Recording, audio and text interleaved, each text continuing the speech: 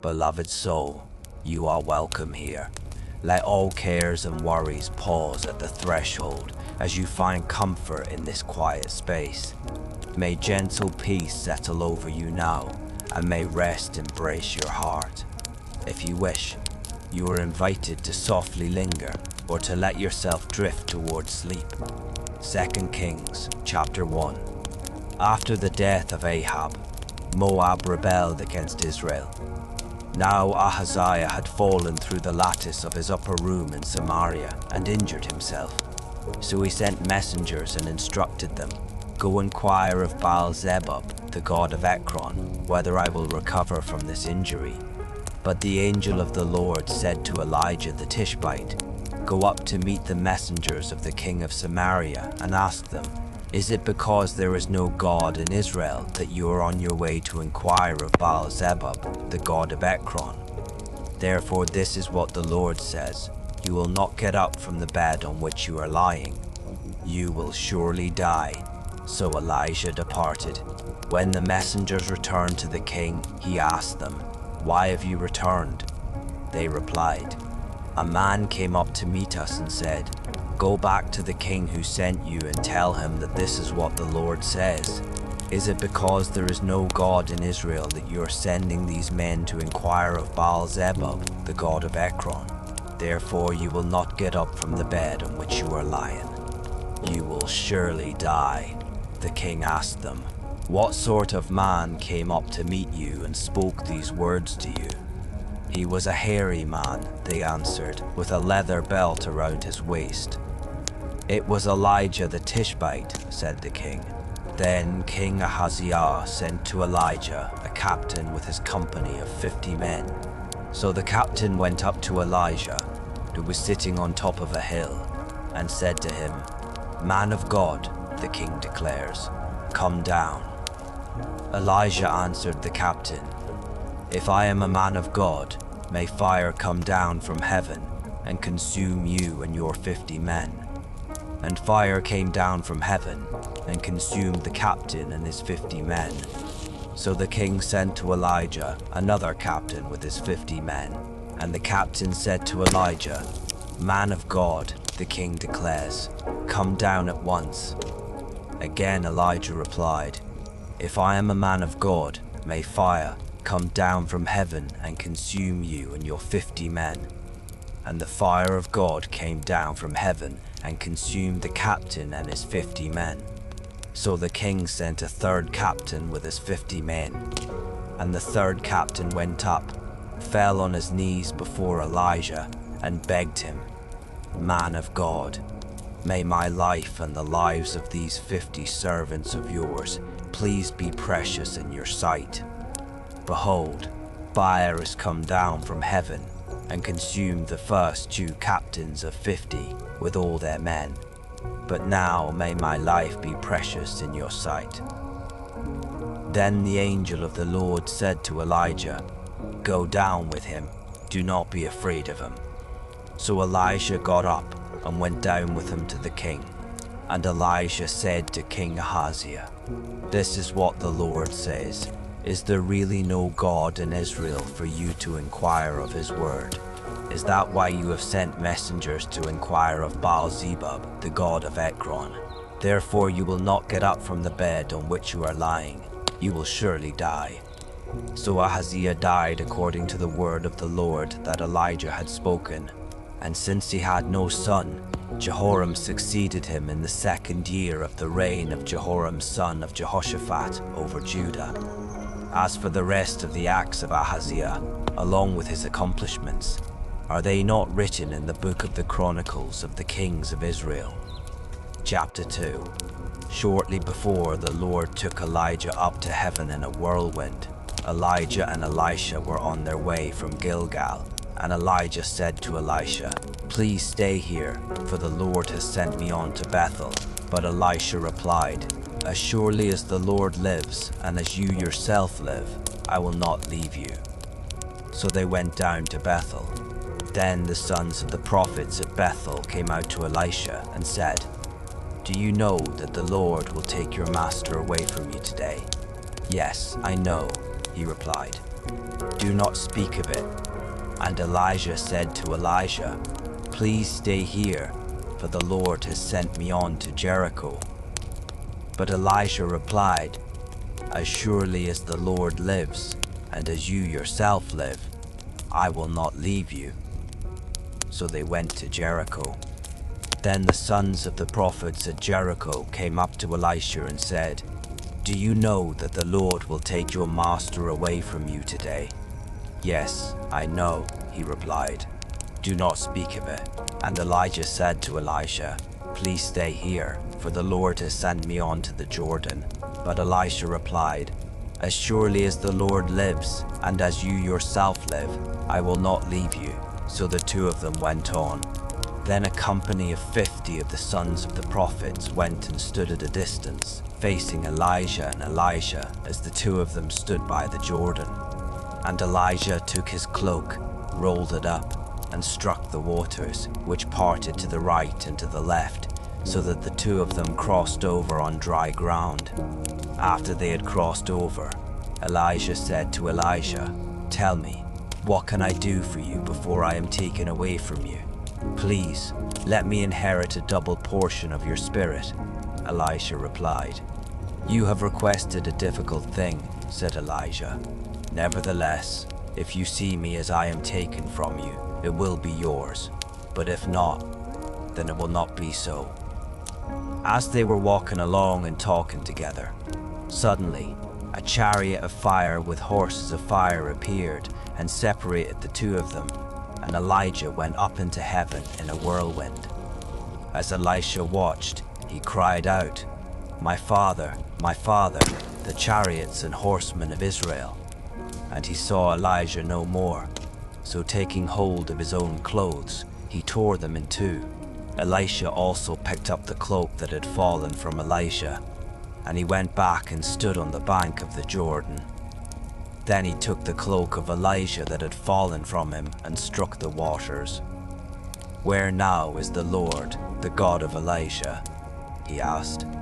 And when he had struck the waters, they parted to the right and to the left, and Elisha crossed over. When the sons of the prophets who were watching him from Jericho saw what had happened, they said, "The spirit of Elijah rests on Elisha." And they went to meet him and bowed down to the ground before him. "Look now," they said to Elisha, "we your servants have 50 valiant men. Please let them go and search for your master. Perhaps the Spirit of the Lord has taken him up and put him on one of the mountains, or in one of the valleys." "Do not send them," Elisha replied. But when they pressed him to the point of embarrassment, he said, "Send them." And they sent 50 men, who searched for 3 days but did not find Elijah. When they returned to Elisha, who was staying in Jericho, he said to them, "Didn't I tell you not to go?"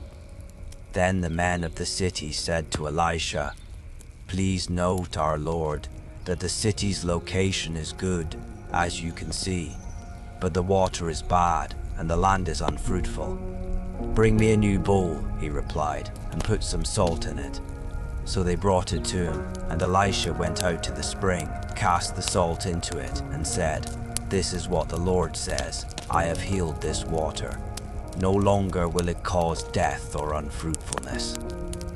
And the waters there have been healthy to this day, according to the word spoken by Elisha.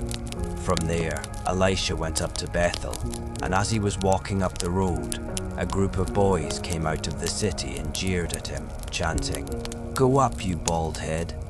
Go up, you bald head!" Then he turned around, looked at them, and called down a curse on them in the name of the Lord. Suddenly 2 female bears came out of the woods and mauled 42 of the boys. And Elisha went on to Mount Carmel, and from there he returned to Samaria. Chapter 3. In the 18th year of Jehoshaphat's reign over Judah, Jehoram son of Ahab became king of Israel, and he reigned in Samaria 12 years. And he did evil in the sight of the Lord, but not as his father and mother had done. He removed the sacred pillar of Baal that his father had made. Nevertheless, He clung to the sins that Jeroboam, son of Nebat, had caused Israel to commit. He did not turn away from them. Now Mesha, king of Moab, was a sheep breeder, and he would render to the king of Israel 100,000 lambs and the wool of 100,000 rams. But after the death of Ahab, the king of Moab rebelled against the king of Israel. So at that time, King Jehoram set out from Samaria and mobilized all Israel. And he sent a message to Jehoshaphat, king of Judah, "The king of Moab has rebelled against me. Will you go with me to fight against Moab?" "I will go," replied Jehoshaphat. "I am as you are, my people are your people, and my horses are your horses." Then he asked, "Which way shall we go up?" "By way of the desert of Edom," replied Joram. So the king of Israel, the king of Judah, and the king of Edom set out. And after they had traveled a roundabout route for 7 days, they had no water for their army or for their animals. "Alas," said the king of Israel, "for the Lord has summoned these 3 kings to deliver them into the hand of Moab." But Jehoshaphat asked, "Is there no prophet of the Lord here? Let us inquire of the Lord through him." And one of the servants of the king of Israel answered, "Elisha, son of Shaphat, is here. He used to pour water on the hands of Elijah," Jehoshaphat affirmed. "The word of the Lord is with him." So the king of Israel and Jehoshaphat and the king of Edom went down to him. Elisha, however, said to the king of Israel, "What have we to do with each other? Go to the prophets of your father and of your mother." "No," replied the king of Israel, "for it is the Lord who has summoned these 3 kings to deliver them into the hand of Moab." Then Elisha said, "As surely as the Lord of hosts lives, before whom I stand, were it not for my regard for the presence of Jehoshaphat, king of Judah, I would not look at you or acknowledge you. But now bring me a harpist." And while the harpist played, the hand of the Lord came upon Elisha, and he said, "This is what the Lord says, dig this valley full of ditches. For the Lord says, you will not see wind or rain, but the valley will be filled with water, and you will drink, you and your cattle and your animals. This is a simple matter in the sight of the Lord, and he will also deliver the Moabites into your hand. And you shall attack every fortified city and every city of importance. You shall cut down every good tree, stop up every spring, and ruin every good field with stones." The next morning, at the time of the morning sacrifice, water suddenly flowed from the direction of Edom and filled the land. Now all the Moabites had heard that the kings had come up to fight against them. So all who could bear arms, young and old, were summoned and stationed at the border. When they got up early in the morning, the sun was shining on the water, and it looked as red as blood to the Moabites across the way. "This is blood," they exclaimed. "The kings have clashed swords and slaughtered one another. Now to the plunder, Moab." But when the Moabites came to the camp of Israel, the Israelites rose up and attacked them, and they fled before them. So the Israelites invaded their land and struck down the Moabites. They destroyed the cities, and each man threw stones on every good field until it was covered. They stopped up every spring and cut down every good tree. Only Kir Hareseth was left with stones in place, but men with slings surrounded it and attacked it as well. When the king of Moab saw that the battle was too fierce for him, he took with him 700 swordsmen to break through to the king of Edom, but they could not prevail. So he took his firstborn son, who was to succeed him, and offered him as a burnt offering on the city wall. And there was great fury against the Israelites, so they withdrew and returned to their own land. With each breath, allow the weight of the day to grow lighter. Chapter 4. Now the wife of one of the sons of the prophets cried out to Elisha, "Your servant, my husband, is dead, and you know that your servant feared the Lord." and now his creditor is coming to take my 2 children as his slaves. How can I help you? Asked Elisha. Tell me, what do you have in the house? She answered. Your servant has nothing in the house but a jar of oil. Go, said Elisha. Borrow empty jars from all your neighbors. Do not gather just a few. Then go inside, shut the door behind you and your sons, and pour oil into all these jars, setting the full ones aside. So she left him, and after she had shut the door behind her and her sons, they kept bringing jars to her, and she kept pouring. When all the jars were full, she said to her son, Bring me another. But he replied, There are no more jars. Then the oil stopped flowing. She went and told the man of God, and he said, Go, sell the oil and pay your debt. Then you and your sons can live on the remainder. One day, Elisha went to Shunem, and a prominent woman who lived there persuaded him to have a meal. So whenever he would pass by, he would stop there to eat. Then the woman said to her husband, Behold, now I know that the one who often comes our way is a holy man of God. Please let us make a small room upstairs and put in it a bed, a table, a chair, and a lamp for him. Then when he comes to us, he can stay there. One day, Elisha came to visit and went to his upper room to lie down, and he said to Gehazi, his servant, Call the Shunammite woman. And when he had called her, she stood before him, and Elisha said to Gehazi, Now tell her, Look, you have gone to all this trouble for us. What can we do for you? Can we speak on your behalf to the king or the commander of the army? I have a home among my own people, she replied. So he asked, Then what should be done for her? Well, she has no son, Gehazi replied, and her husband is old. Call her, said Elisha. So Gehazi called her, and she stood in the doorway. And Elisha declared, At this time next year you will hold a son in your arms. No, my lord, she said. Do not lie to your maidservant, O man of God. But the woman did conceive, and at that time the next year she gave birth to a son, just as Elisha had told her. And the child grew, and one day he went out to his father, who was with the harvesters. My head, he complained to his father. So his father told the servant, Carry him to his mother.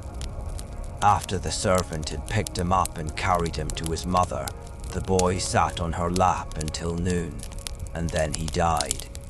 And she went up and laid him on the bed of the man of God. Then she shut the door and went out. And the woman called her husband and said, Please send me one of the servants and one of the donkeys, that I may go quickly to the man of God and return. Why would you go to him today? He replied. It is not a new moon or a Sabbath. Everything is all right, she said. Then she saddled the donkey and told her servant, Drive onward, do not slow the pace for me unless I tell you. So she set out and went to the man of God at Mount Carmel. When the man of God saw her at a distance, he said to his servant Gehazi, Look, there is the Shunammite woman. Please run out now to meet her and ask, Are you all right? Is your husband all right? Is your child all right?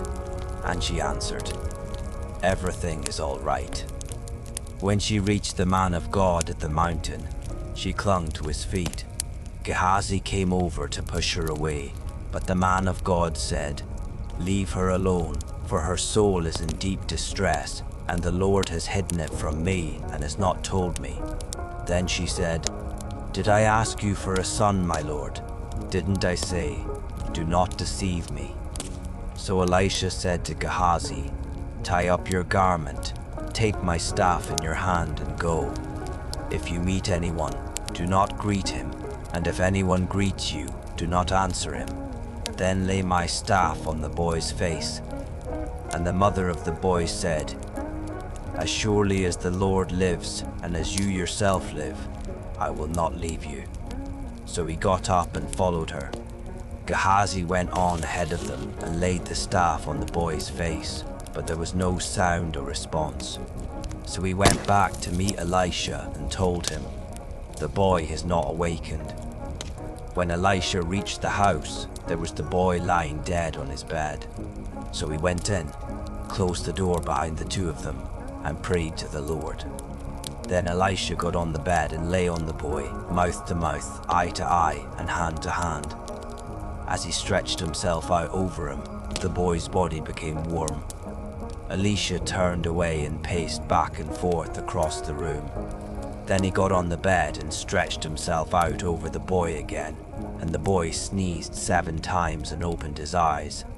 Elisha summoned Gehazi and said, "Call the Shunammite woman." So he called her, and she came. Then Elisha said, "Pick up your son." She came in, fell at his feet, and bowed to the ground. Then she picked up her son and went out. When Elisha returned to Gilgal, there was a famine in the land. As the sons of the prophets were sitting at his feet, he said to his attendant, "Put on the large pot and boil some stew for the sons of the prophets." One of them went out to the field to gather herbs, and he found a wild vine from which he gathered as many wild gourds as his garment could hold. Then he came back and cut them up into the pot of stew, though no one knew what they were. And they poured it out for the men to eat. But when they tasted the stew, they cried out, "There is death in the pot, O man of God," and they could not eat it. Then Elisha said, "Get some flour." He threw it into the pot and said, "Pour it out for the people to eat." And there was nothing harmful in the pot. Now a man from Baal Shalisha came to the man of God with a sack of 20 loaves of barley bread from the first ripe grain. "Give it to the people to eat," said Elisha. But his servant asked, "How am I to set 20 loaves before 100 men?" "Give it to the people to eat," said Elisha, "for this is what the Lord says, they will eat and have some left over." So he set it before them, and they ate and had some left over according to the word of the Lord. Chapter 5. Now Naaman, the commander of the army of the king of Aram, was a great man in his master's sight and highly regarded, for through him the Lord had given victory to Aram. And he was a mighty man of valor, but he was a leper. At this time the Arameans had gone out in bands, and had taken a young girl from the land of Israel, and she was serving Naaman's wife. She said to her mistress, "If only my master would go to the prophet who is in Samaria, he would cure him of his leprosy." And Naaman went and told his master what the girl from the land of Israel had said. "Go now," said the king of Aram, "and I will send you with a letter to the king of Israel." So Naaman departed, taking with him 10 talents of silver, 6,000 shekels of gold, and 10 sets of clothing. And the letter that he took to the king of Israel stated, "With this letter I am sending my servant Naaman, so that you may cure him of his leprosy." When the king of Israel read the letter, he tore his clothes and asked, "Am I God, killing and giving life, that this man expects me to cure a leper? Surely you can see that he is seeking a quarrel with me." Now when Elisha the man of God heard that the king of Israel had torn his clothes, he sent a message to the king, "Why have you torn your clothes? Please let the man come to me, and he will know that there is a prophet in Israel." So Naaman came with his horses and chariots and stood at the door of Elisha's house. Then Elisha sent him a messenger, who said, "Go and wash yourself 7 times in the Jordan, and your flesh will be restored, and you will be clean." But Naaman went away angry, saying, "I thought that he would surely come out, stand and call on the name of the Lord his God, and wave his hand over the spot to cure my leprosy. Are not the Abana and Pharpar, the rivers of Damascus, better than all the waters of Israel? Could I not have washed in them and been cleansed?" So he turned and went away in a rage. Naaman's servants, however, approached him and said, "My father, if the prophet had told you to do some great thing, would you not have done it? How much more then, when he tells you, wash and be cleansed?" So Naaman went down and dipped himself in the Jordan 7 times, according to the word of the man of God, and his flesh was restored and became like that of a little child, and he was clean.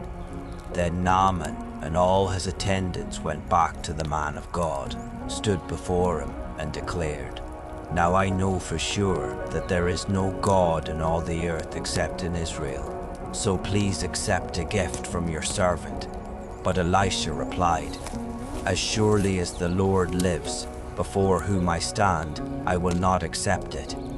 And although Naaman urged him to accept it, he refused.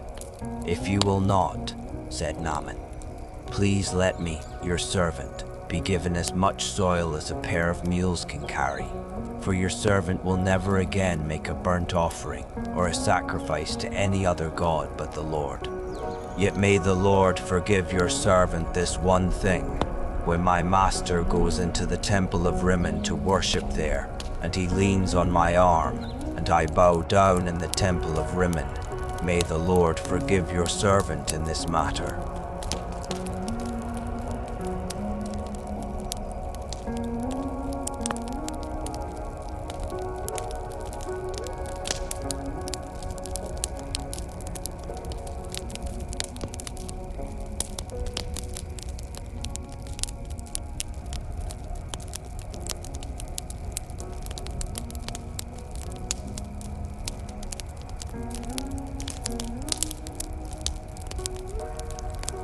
But after Naaman had traveled a short distance, Gehazi, the servant of Elisha, the man of God, said, "Look, my master has spared this Aramean, Naaman, by not accepting what he brought. As surely as the Lord lives, I will run after him and get something from him." So Gehazi pursued Naaman. And when Naaman saw him running toward him, he got down from the chariot to meet him and asked, "Is everything all right?" "Everything is all right," Gehazi replied. "My master has sent me to say, look, 2 young men from the sons of the prophets have just now come to me from the hill country of Ephraim. Please give them a talent of silver and 2 sets of clothing." But Naaman insisted, "Please take 2 talents," and he urged Gehazi to accept them. Then he tied up 2 talents of silver in 2 bags along with 2 sets of clothing, and gave them to 2 of his servants, who carried them ahead of Gehazi. When Gehazi came to the hill, he took the gifts from the servants and stored them in the house. Then he dismissed the men, and they departed. When Gehazi went in and stood before his master, Elisha asked him, "Gehazi, where have you been?" "Your servant did not go anywhere," he replied.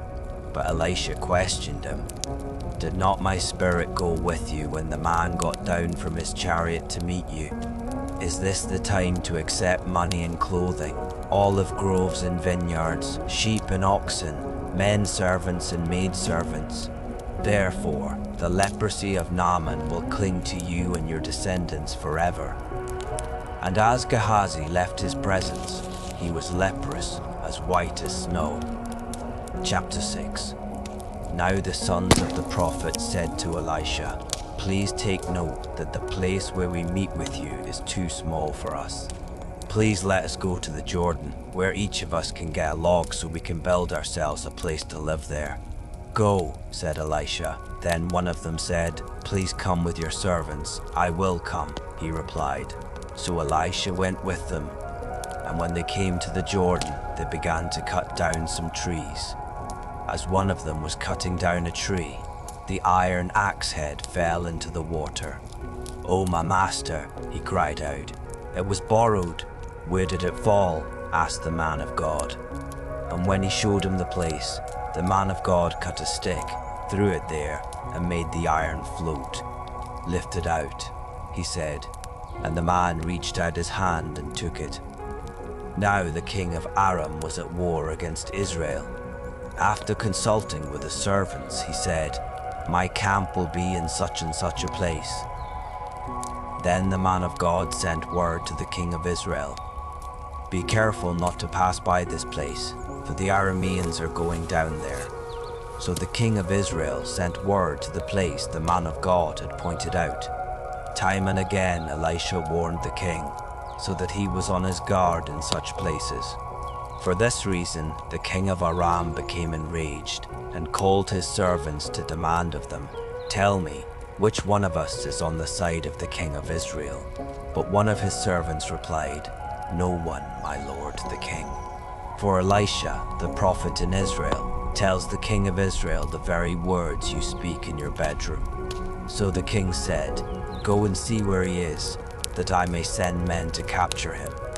On receiving the report, "Elisha is in Dothan," the king of Aram sent horses, chariots, and a great army. They went there by night and surrounded the city. When the servant of the man of God got up and went out early in the morning, behold, an army with horses and chariots had surrounded the city. So he asked Elisha, "O my master, what are we to do?" "Do not be afraid," Elisha answered, "for those who are with us are more than those who are with them." Then Elisha prayed, "O Lord, please open his eyes that he may see."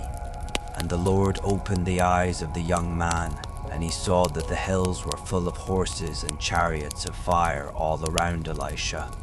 As the Arameans came down against him, Elisha prayed to the Lord, "Please strike these people with blindness." So he struck them with blindness according to the word of Elisha. And Elisha told them, "This is not the way, and this is not the city. Follow me, and I will take you to the man you are seeking." And he led them to Samaria. When they had entered Samaria, Elisha said, "O Lord, open the eyes of these men that they may see." Then the Lord opened their eyes, and they looked around and discovered that they were in Samaria. And when the king of Israel saw them, he asked Elisha, "My father, shall I kill them? Shall I kill them?" "Do not kill them," he replied. "Would you kill those you have captured with your own sword or bow? Set food and water before them, that they may eat and drink and then return to their master." So the king prepared a great feast for them, and after they had finished eating and drinking, he sent them away, and they returned to their master. And the Aramean raiders did not come into the land of Israel again. Some time later, Ben-Hadad, king of Aram, assembled his entire army and marched up to besiege Samaria. So there was a great famine in Samaria. Indeed, they besieged the city so long that a donkey's head sold for 80 shekels of silver, and a quarter cab of dove's dung sold for 5 shekels of silver. As the king of Israel was passing by on the wall, a woman cried out to him, "Help me, my lord, the king." He answered, "If the Lord does not help you, where can I find help for you? From the threshing floor or the winepress?" Then the king asked her, "What is the matter?" And she answered, "This woman said to me, 'Give up your son, that we may eat him, and tomorrow we will eat my son.'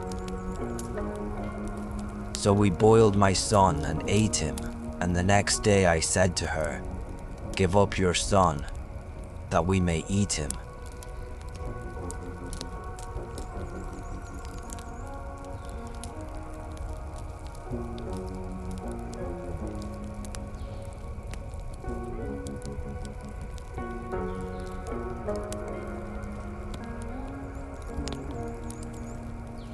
And as he passed by on the wall, the people saw the sackcloth under his clothes next to his skin.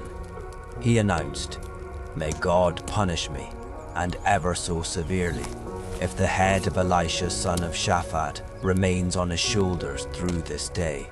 Now Elisha was sitting in his house, and the elders were sitting with him. The king sent a messenger ahead, but before he arrived, Elisha said to the elders, "Do you see how this murderer has sent someone to cut off my head? Look, when the messenger comes, shut the door to keep him out." is not the sound of his master's footsteps behind him. While Elisha was still speaking with them, the messenger came down to him, and the king said, "This calamity is from the Lord. Why should I wait for the Lord any longer?" As your body relaxes, notice how stillness becomes easier with every moment. Chapter 7. Then Elisha said, "Hear the word of the Lord. This is what the Lord says.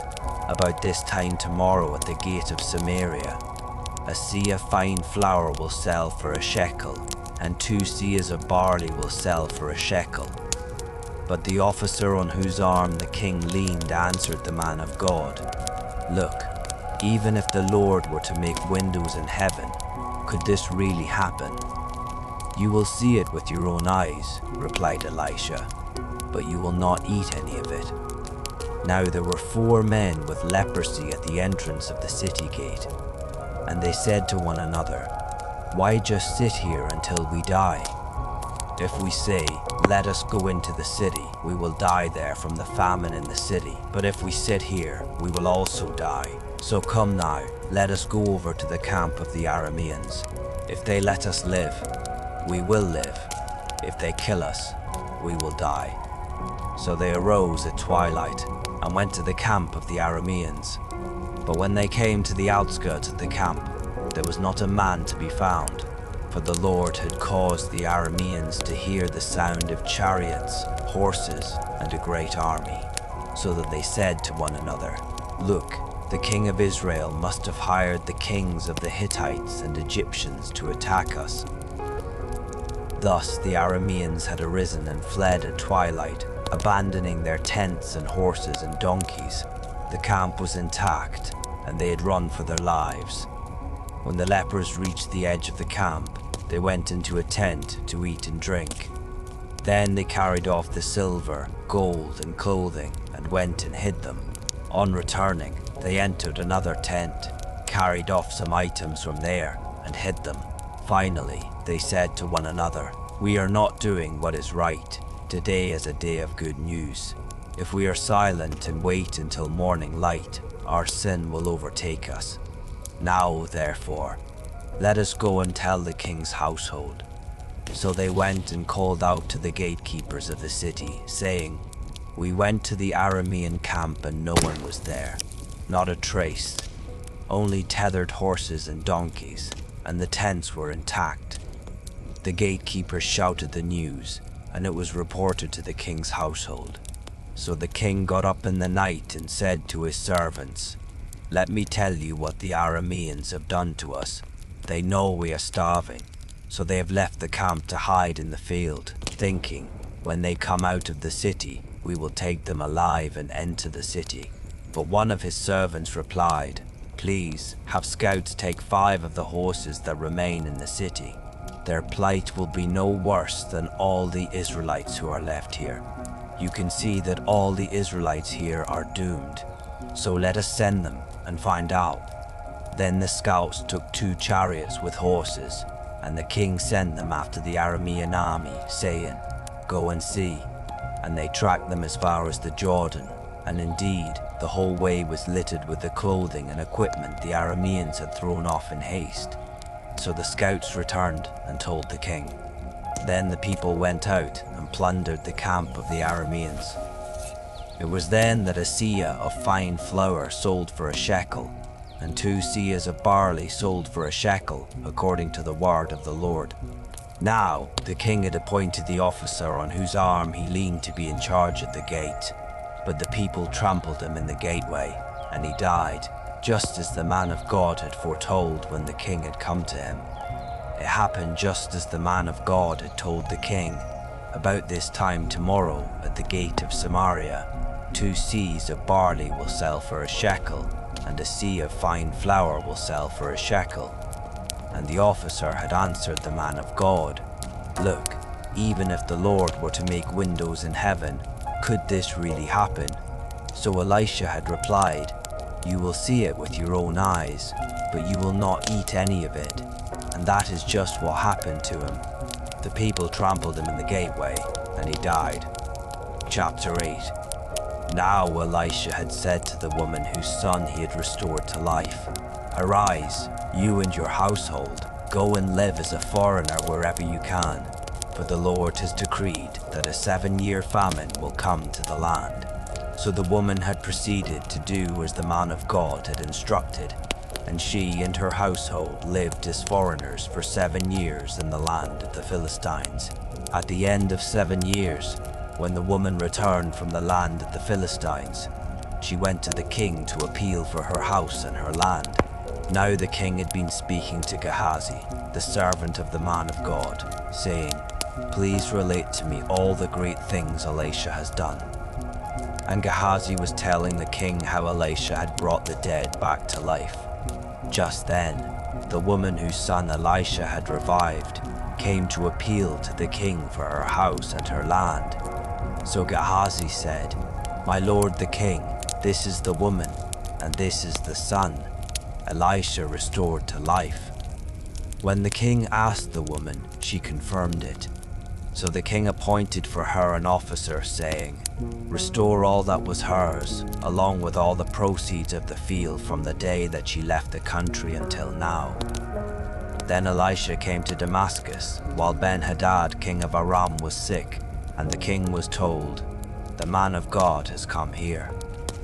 So the king said to Hazael, "Take a gift in your hand, go to meet the man of God, and inquire of the Lord through him, will I recover from this illness?" So Hazael went to meet Elisha, taking with him a gift of 40 camel loads of every good thing from Damascus. And he went in and stood before him and said, "Your son Ben-Hadad, king of Aram, has sent me to ask, will I recover from this illness?" Elisha answered, "Go and tell him, you will surely recover. But the Lord has shown me that in fact he will die." Elisha fixed his gaze steadily on him until Hazael became uncomfortable. Then the man of God began to weep. "Why is my lord weeping?" asked Hazael. "Because I know the evil you will do to the Israelites," Elisha replied. "You will set fire to their fortresses, kill their young men with the sword, dash their little ones to pieces, and rip open their pregnant women. But how could your servant, a mere dog, do such a monstrous thing?" said Hazael. And Elisha answered, "The Lord has shown me that you will be king over Aram." So Hazael left Elisha and went to his master, who asked him, "What did Elisha say to you?" And he replied, "He told me that you would surely recover." But the next day, Hazael took a thick cloth, dipped it in water, and spread it over the king's face. So Ben-Hadad died, and Hazael reigned in his place. In the 5th year of the reign of Joram son of Ahab over Israel, Jehoram son of Jehoshaphat succeeded his father as king of Judah. Jehoram was 32 years old when he became king, and he reigned in Jerusalem 8 years. And Jehoram walked in the ways of the kings of Israel, just as the house of Ahab had done. For he married a daughter of Ahab and did evil in the sight of the Lord. Yet for the sake of his servant David, the Lord was unwilling to destroy Judah, since he had promised to maintain a lamp for David and his descendants forever. In the days of Jehoram, Edom rebelled against the hand of Judah and appointed their own king. So Jehoram crossed over to Zaire with all his chariots. When the Edomites surrounded him and his chariot commanders, he rose up and attacked by night. His troops, however, fled to their homes. So to this day, Edom has been in rebellion against the hand of Judah. Likewise, Libnah rebelled at the same time. As for the rest of the acts of Jehoram, along with all his accomplishments, are they not written in the book of the Chronicles of the Kings of Judah? And Jehoram rested with his fathers, and was buried with them in the city of David.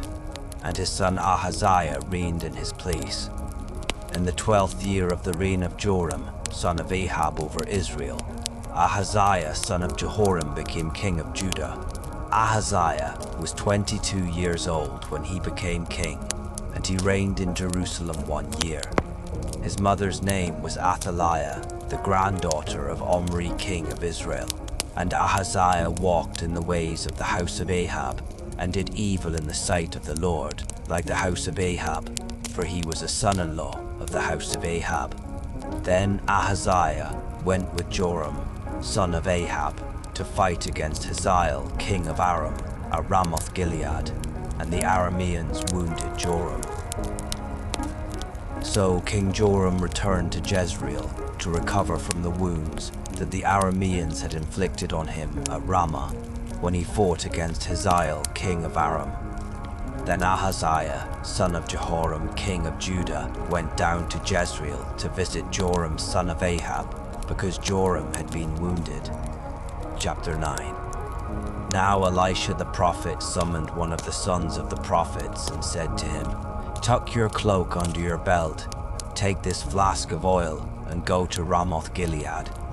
When you arrive, look for Jehu, son of Jehoshaphat, the son of Nimshi. Go in, get him away from his companions, and take him to an inner room. Then take the flask of oil, pour it on his head, and declare, 'This is what the Lord says, I anoint you king over Israel.' Then open the door and run, do not delay." So the young prophet went to Ramoth-Gilead, and when he arrived, the army commanders were sitting there. "I have a message for you, commander," he said. "For which of us?" asked Jehu. "For you, commander," he replied. So Jehu got up and went into the house, where the young prophet poured the oil on his head and declared, "This is what the Lord, the God of Israel, says. I anoint you king over the Lord's people Israel, and you are to strike down the house of your master Ahab, so that I may avenge the blood of my servants, the prophets, and the blood of all the servants of the Lord shed by the hand of Jezebel. The whole house of Ahab will perish, and I will cut off from Ahab every male, both slave and free, in Israel. I will make the house of Ahab like the houses of Jeroboam, son of Nebat, and Baasha, son of Ahijah. And on the plot of ground at Jezreel, the dogs will devour Jezebel, and there will be no one to bury her." Then the young prophet opened the door and ran. When Jehu went out to the servants of his master, they asked, "Is everything all right? Why did this madman come to you?" "You know his kind and their babble," he replied. "That is a lie," they said. "Tell us now." So Jehu answered, "He talked to me about this and that, saying, 'This is what the Lord says, I anoint you king over Israel.'" Quickly, each man took his garment and put it under Jehu on the bare steps. Then they blew the ram's horn and proclaimed, "Jehu is king." Thus Jehu, son of Jehoshaphat, the son of Nimshi, conspired against Joram. Now Joram and all Israel had been defending Ramoth-Gilead against Hazael, king of Aram, but King Joram had returned to Jezreel to recover from the wounds he had suffered at the hands of the Arameans in the battle against Hazael, their king.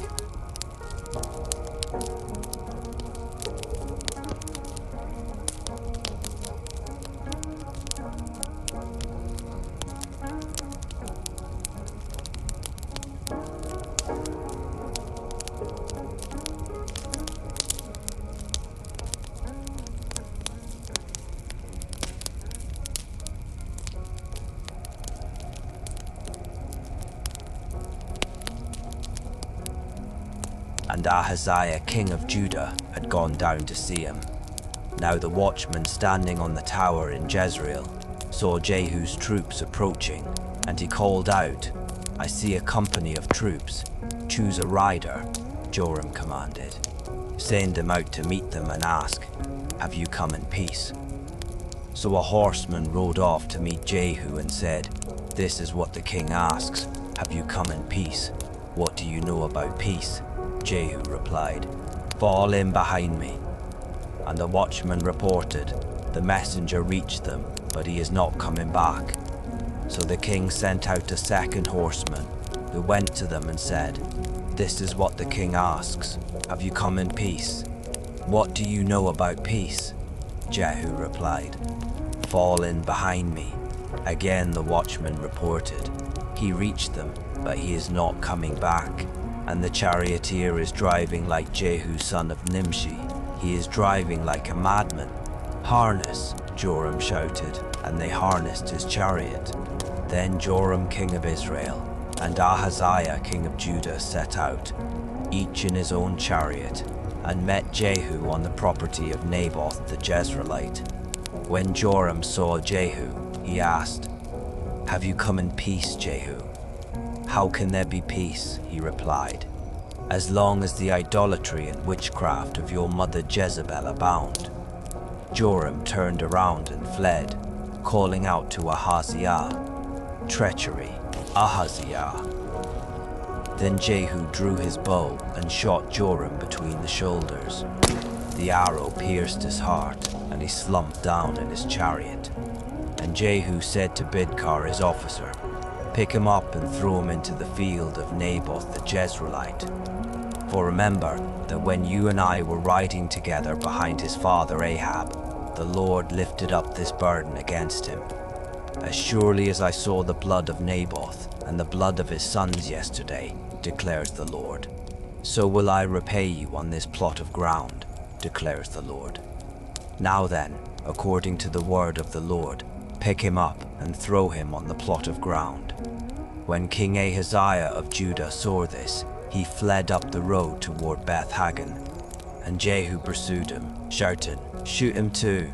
So they shot Ahaziah in his chariot on the ascent of Gur, near Ibleam, and he fled to Megiddo and died there. Then his servants carried him by chariot to Jerusalem and buried him with his fathers in his tomb in the city of David. In the 11th year of Joram son of Ahab, Ahaziah had become king over Judah. Now when Jehu arrived in Jezreel, Jezebel heard of it, so she painted her eyes, adorned her head, and looked down from a window. And as Jehu entered the gate, she asked, "Have you come in peace, O Zimri, murderer of your master?" He looked up at the window and called out, "Who is on my side?" "Who?" And 2 or 3 eunuchs looked down at him. "Throw her down," yelled Jehu. So they threw her down, and her blood splattered on the wall and on the horses as they trampled her underfoot. Then Jehu went in and ate and drank. "Take care of this cursed woman," he said, "and bury her, for she was the daughter of a king." But when they went out to bury her, they found nothing but her skull, her feet, and the palms of her hands. So they went back and told Jehu, who replied, "This is the word of the Lord, which he spoke through his servant Elijah the Tishbite. On the plot of ground at Jezreel, the dogs will devour the flesh of Jezebel, and Jezebel's body will lie like dung in the field on the plot of ground at Jezreel, so that no one can say, 'This is Jezebel.' Let yourself be enveloped in gentle calm, free from demand or hurry." Chapter 10. Now Ahab had 70 sons in Samaria. So Jehu wrote letters and sent them to Samaria to the officials of Jezreel, to the elders, and to the guardians of the sons of Ahab, saying, "When this letter arrives, since your master's sons are with you, and you have chariots and horses, a fortified city and weaponry, select the best and most worthy son of your master, set him on his father's throne, and fight for your master's house." But they were terrified and reasoned, "If 2 kings could not stand against him, how can we?" So the palace administrator, the overseer of the city, the elders, and the guardians sent a message to Jehu, "We are your servants, and we will do whatever you say. We will not make anyone king. Do whatever is good in your sight." Then Jehu wrote them a second letter and said, "If you are on my side, and if you will obey me, then bring the heads of your master's sons to me at Jezreel by this time tomorrow." Now the sons of the king, 70 in all, were being brought up by the leading men of the city. And when the letter arrived, they took the sons of the king and slaughtered all 70 of them. They put their heads in baskets and sent them to Jehu at Jezreel. When the messenger arrived, he told Jehu, "They have brought the heads of the sons of the king." And Jehu ordered, "Pile them in 2 heaps at the entrance of the gate until morning." The next morning, Jehu went out and stood before all the people and said, "You are innocent. It was I who conspired against my master and killed him, but who killed all these? Know then that not a word the Lord has spoken against the house of Ahab will fail, for the Lord has done what he promised through his servant Elijah." So Jehu killed everyone in Jezreel who remained of the house of Ahab, as well as all his great men and close friends and priests, leaving him without a single survivor. Then Jehu set out toward Samaria. At Beth, Eked of the shepherds, Jehu met some relatives of Ahaziah, king of Judah, and asked, "Who are you?" "We are relatives of Ahaziah," they answered, "and we have come down to greet the sons of the king and of the queen mother." Then Jehu ordered, "Take them alive." So his men took them alive, then slaughtered them at the well of Beth. Eked 42 men. He spared none of them. When he left there, he found Jehonadab son of Reshab, who was coming to meet him. Jehu greeted him and asked, "Is your heart as true to mine as my heart is to yours?" "It is," Jehonadab replied. "If it is," said Jehu, "give me your hand." So he gave him his hand, and Jehu helped him into his chariot, saying, "Come with me and see my zeal for the Lord."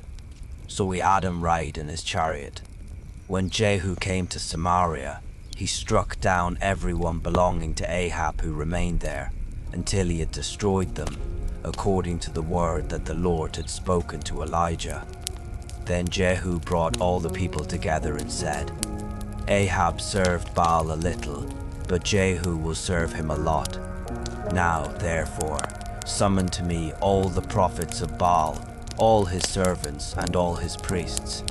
See that no one is missing, for I have a great sacrifice for Baal. Whoever is missing will not live." But Jehu was acting deceptively in order to destroy the servants of Baal. And Jehu commanded, "Proclaim a solemn assembly for Baal." So they announced it. Then Jehu sent word throughout Israel, and all the servants of Baal came. There was not a man who failed to show. They entered the temple of Baal, and it was filled from end to end. And Jehu said to the keeper of the wardrobe, "Bring out garments for all the servants of Baal." So he brought out garments for them. Next, Jehu and Jehonadab son of Reshab entered the temple of Baal. And Jehu said to the servants of Baal, "Look around to see that there are no servants of the Lord here among you, only servants of Baal." And they went in to offer sacrifices and burnt offerings. Now Jehu had stationed 80 men outside and warned them, "If anyone allows one of the men I am delivering into your hands to escape, he will forfeit his life for theirs." When he had finished making the burnt offering, Jehu said to the guards and officers, "Go in and kill them. Do not let anyone out." So the guards and officers put them to the sword, threw the bodies out, and went into the inner room of the temple of Baal. They brought out the sacred pillar of the temple of Baal and burned it. They also demolished the sacred pillar of Baal. Then they tore down the temple of Baal and made it into a latrine, which it is to this day. Thus Jehu eradicated Baal from Israel, but he did not turn away from the sins that Jeroboam son of Nebat had caused Israel to commit, the worship of the golden calves at Bethel and Dan. Nevertheless, the Lord said to Jehu, "Because you have done well in carrying out what is right in my sight, and have done to the house of Ahab all that was in my heart, 4 generations of your sons will sit on the throne of Israel." Yet Jehu was not careful to follow the instruction of the Lord, the God of Israel, with all his heart. He did not turn away from the sins that Jeroboam had caused Israel to commit. In those days the Lord began to reduce the size of Israel, Hazael defeated the Israelites throughout their territory from the Jordan eastward, through all the land of Gilead, the region of Gad, Reuben, and Manasseh, and from Aroer by the Arnon Valley through Gilead to Bashan. As for the rest of the acts of Jehu, along with all his accomplishments and all his might, are they not written in the book of the Chronicles of the kings of Israel? And Jehu rested with his fathers, and was buried in Samaria, and his son Jehoahaz reigned in his place. So the duration of Jehu's reign over Israel in Samaria was 28 years. Chapter 11. When Athaliah, the mother of Ahaziah, saw that her son was dead, she proceeded to annihilate all the royal heirs. But Jehosheba, daughter of King Joram, the sister of Ahaziah, took Joash, son of Ahaziah, and stole him away from among the sons of the king who were being murdered. She put him and his nurse in a bedroom to hide him from Athaliah, and he was not killed. And Joash remained hidden with his nurse in the house of the Lord for 6 years, while Athaliah ruled the land. Then, in the 7th year, Jehoiada sent for the commanders of hundreds, the Carites, and the guards, and had them brought into the house of the Lord. There he made a covenant with them and put them under oath. He showed them the king's son and commanded them, "This is what you are to do. A third of you who come on duty on the Sabbath shall guard the royal palace. A third shall be at the gate of Sur, and a third at the gate behind the guards. You are to take turns guarding the temple. The 2 divisions that would go off duty on the Sabbath are to guard the house of the Lord for the king. You must surround the king with weapons in hand, and anyone who approaches the ranks must be put to death. You must stay close to the king wherever he goes." So the commanders of hundreds did everything that Jehoiada the priest had ordered. Each of them took his men, those coming on duty on the Sabbath and those going off duty, and came to Jehoiada the priest. Then the priests gave to the commanders of hundreds the spears and shields of King David from the house of the Lord. And the guards stood with weapons in hand surrounding the king by the altar and the temple, from the south side to the north side of the temple. Then Jehoiada brought out the king's son, put the crown on him, presented him with the testimony, and proclaimed him king. They anointed him, and the people clapped their hands and declared, "Long live the king." When Athaliah heard the noise from the guards and the people, she went out to the people in the house of the Lord. And she looked out and saw the king standing by the pillar, according to the custom. The officers and trumpeters were beside the king, and all the people of the land were rejoicing and blowing trumpets. Then Athaliah tore her clothes and screamed, "Treason! Treason!" And Jehoiada the priest ordered the commanders of hundreds in charge of the army, "Bring her out between the ranks, and put to the sword anyone who follows her." For the priest had said, "She must not be put to death in the house of the Lord." So they seized Athaliah as she reached the horses' entrance to the palace grounds, and there she was put to death. Then Jehoiada made a covenant between the Lord and the king and the people that they would be the Lord's people. He also made a covenant between the king and the people. So all the people of the land went to the temple of Baal and tore it down. They smashed the altars and idols to pieces, and they killed Mattan the priest of Baal in front of the altars. And Jehoiada the priest posted guards for the house of the Lord. He took with him the commanders of hundreds, the Carites, the guards, and all the people of the land. And they brought the king down from the house of the Lord, and entered the royal palace by way of the gate of the guards. Then Joash took his seat on the royal throne, and all the people of the land rejoiced. And the city was quiet, because Athaliah had been put to the sword at the royal palace. Joash was 7 years old when he became king. Chapter 12. In the 7th year of Jehu, Joash became king, and he reigned in Jerusalem 40 years. His mother's name was Zibiah. She was from Beersheba. And Joash did what was right in the eyes of the Lord all the days he was instructed by Jehoiada the priest. Nevertheless, the high places were not removed. The people continued sacrificing and burning incense there. Then Joash said to the priests, "Collect all the money brought as sacred gifts into the house of the Lord, the census money, the money from vows, and the money brought voluntarily into the house of the Lord. Let every priest receive it from his constituency, and let it be used to repair any damage found in the temple." By the 23rd year of the reign of Joash, however, the priests had not yet repaired the damage to the temple. So King Joash called Jehoiada and the other priests and said, "Why have you not repaired the damage to the temple? Now, therefore, take no more money from your constituency, but hand it over for the repair of the temple." So the priests agreed that they would not receive money from the people, and that they would not repair the temple themselves.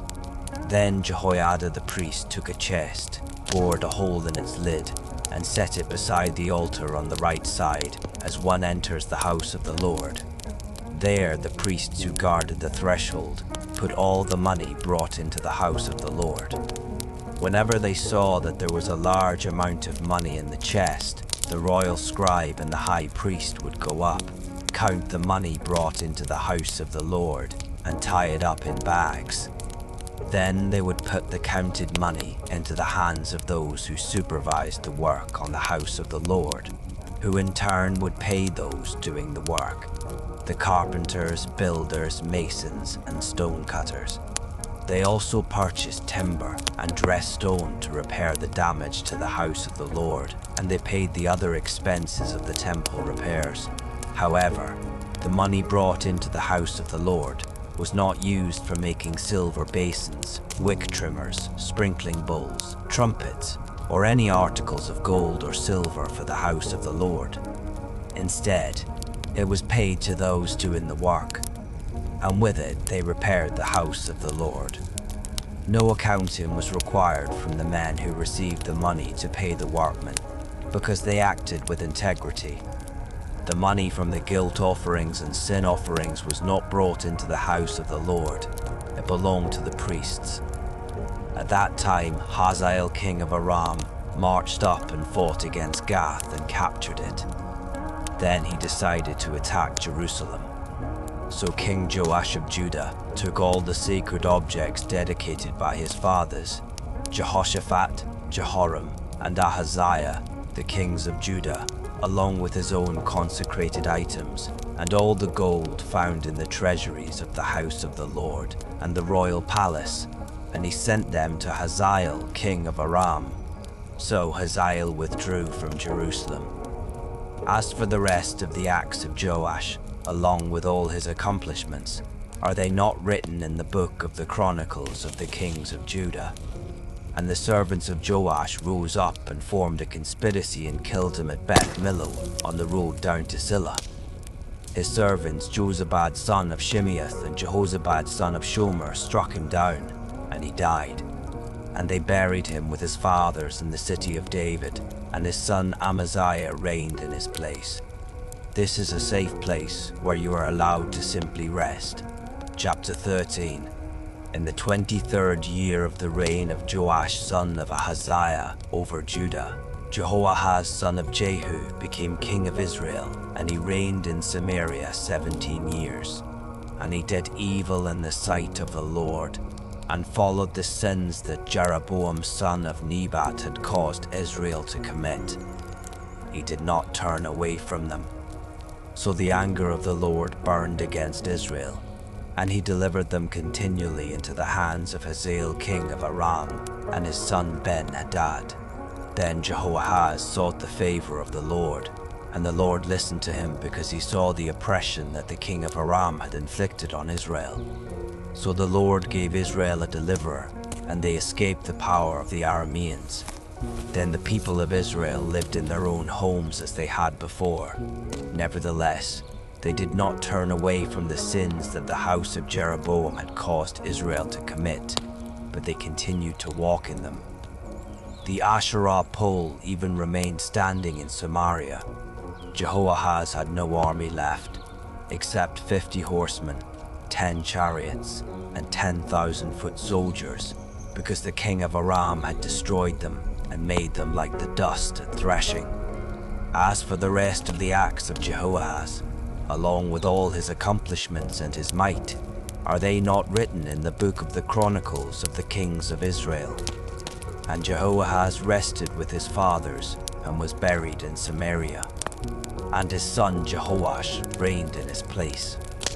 In the 37th year of the reign of Joash over Judah, Jehoash son of Jehoahaz became king of Israel in Samaria, and he reigned 16 years. And he did evil in the sight of the Lord, and did not turn away from all the sins that Jeroboam son of Nebat had caused Israel to commit, but he walked in them. As for the rest of the acts of Jehoash, along with all his accomplishments and his might, including his war against Amaziah king of Judah, are they not written in the book of the Chronicles of the kings of Israel? And Jehoash rested with his fathers, and Jeroboam succeeded him on the throne. Jehoash was buried in Samaria with the kings of Israel. When Elisha had fallen sick with the illness from which he would die, Jehoash king of Israel came down to him and wept over him, saying, my father, the chariots and horsemen of Israel." Elisha told him, "Take a bow and some arrows." So Jehoash took a bow and some arrows. Then Elisha said to the king of Israel, "Put your hand on the bow." So the king put his hand on the bow, and Elisha put his hands on the king's hands. "Open the east window," said Elisha.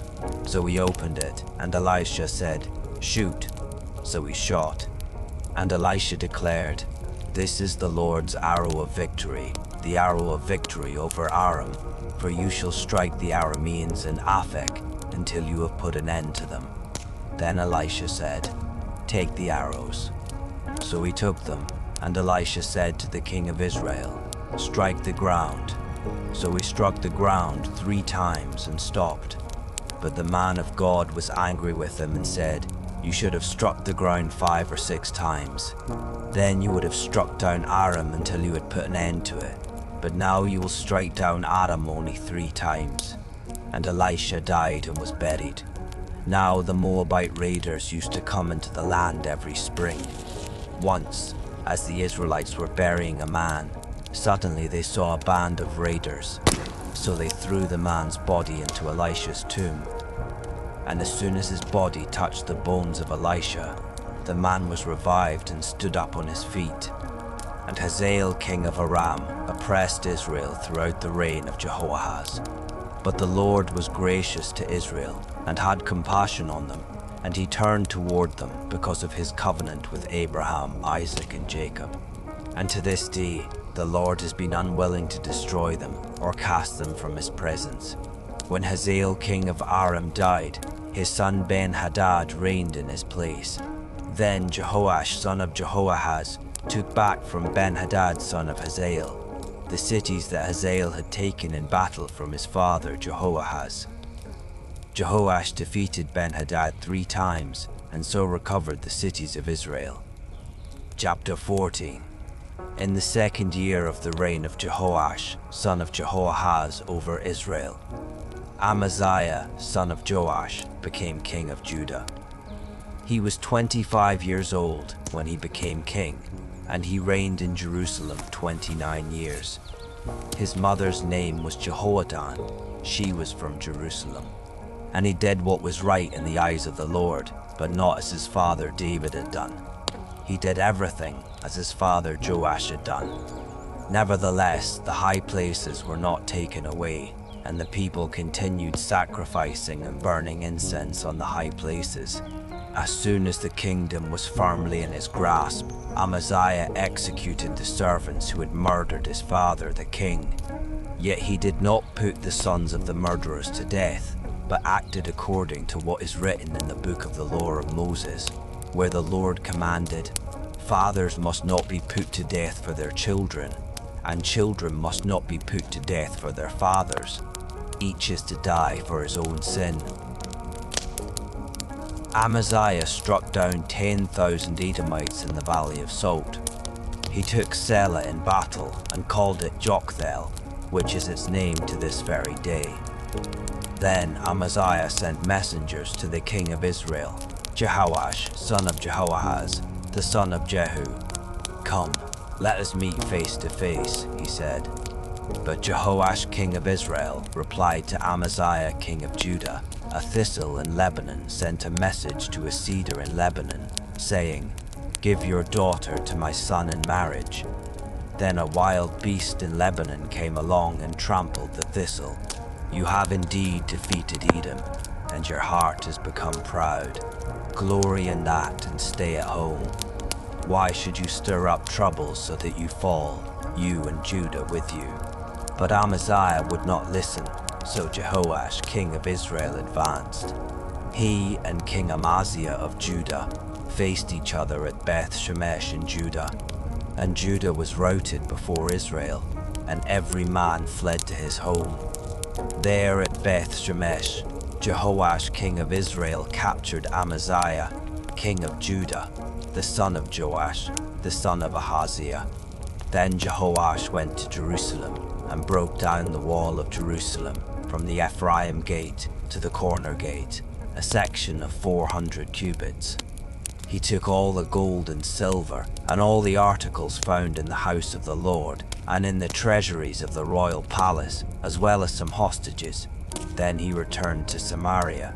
As for the rest of the acts of Jehoash, along with his accomplishments, his might, and how he waged war against Amaziah, king of Judah, are they not written in the book of the Chronicles of the kings of Israel? And Jehoash rested with his fathers, and was buried in Samaria with the kings of Israel. And his son Jeroboam reigned in his place.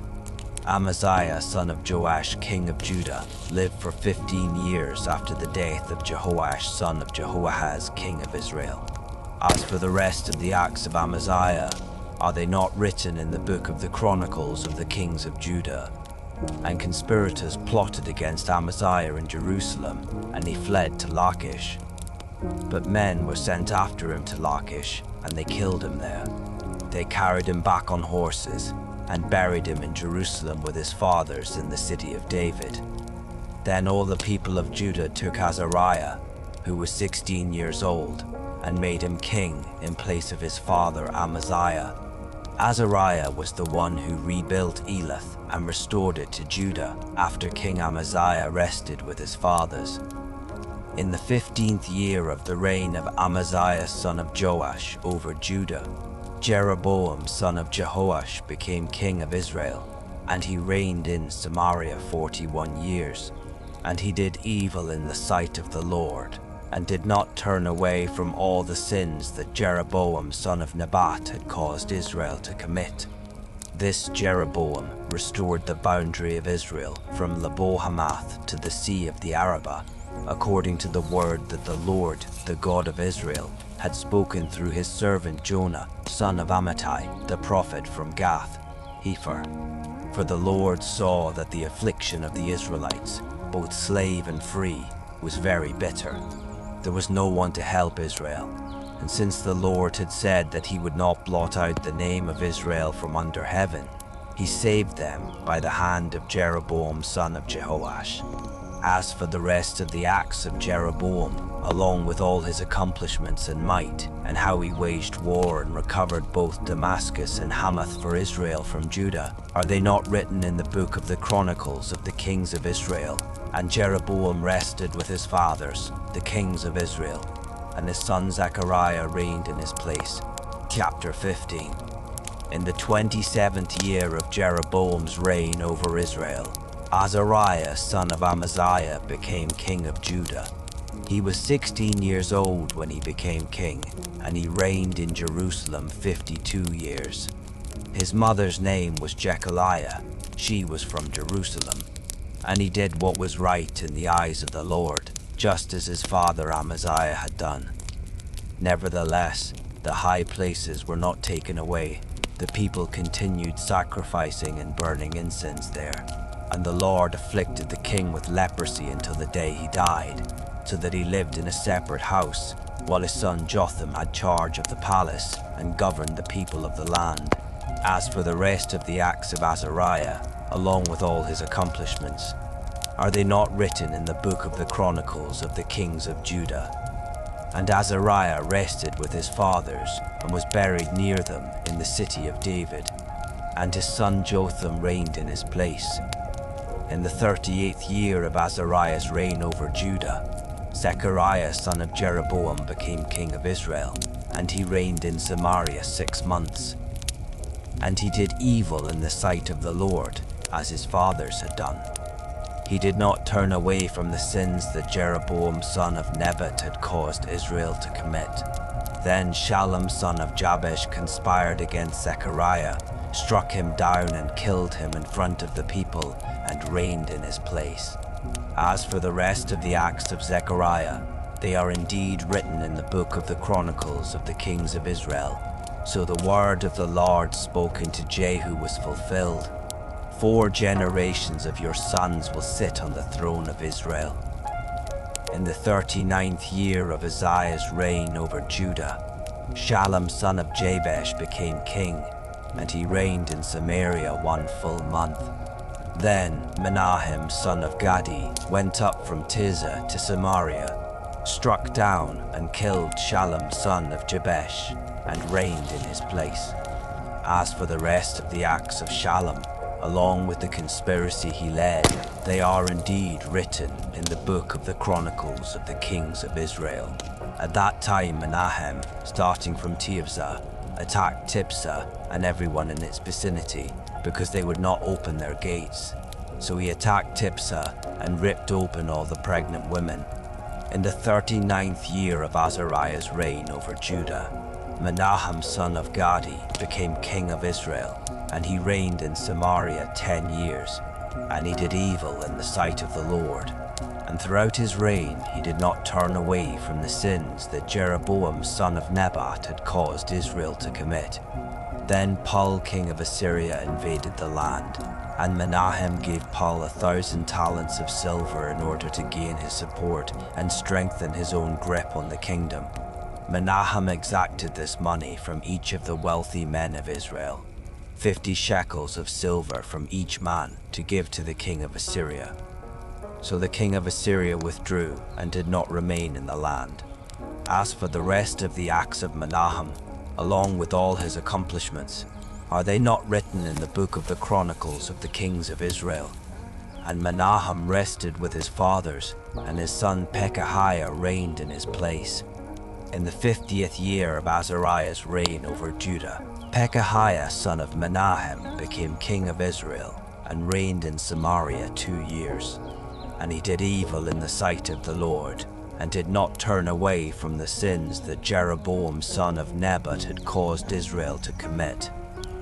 Then his officer, Pekah son of Remaliah, conspired against him along with Argob, Ariah, and 50 men of Gilead. And at the citadel of the king's palace in Samaria, Pekah struck down and killed Pekahiah and reigned in his place.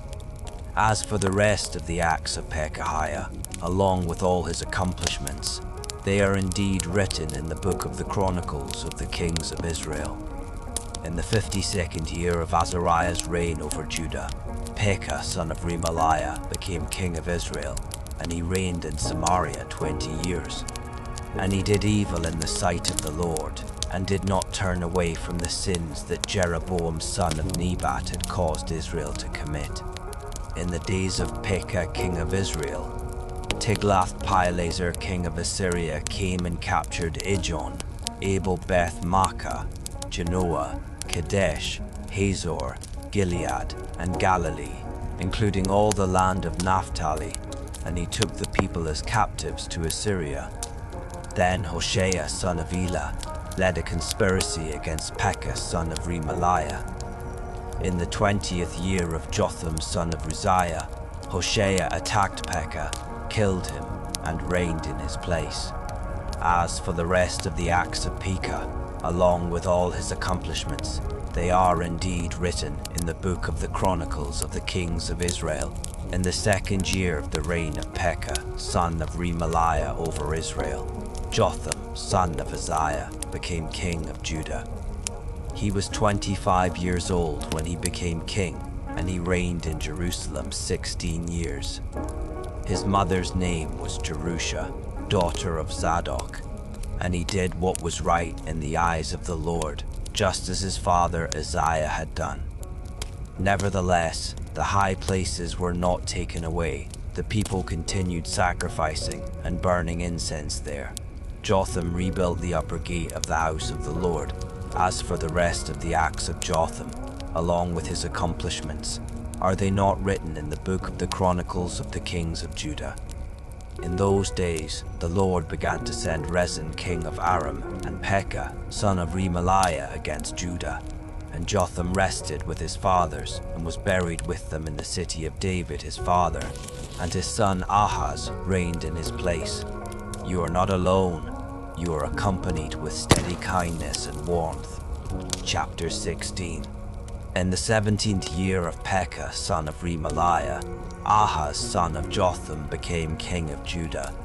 Ahaz was 20 years old when he became king, and he reigned in Jerusalem 16 years. And unlike David his father, he did not do what was right in the eyes of the Lord his God. Instead, he walked in the ways of the kings of Israel, and even sacrificed his son in the fire, according to the abominations of the nations that the Lord had driven out before the Israelites.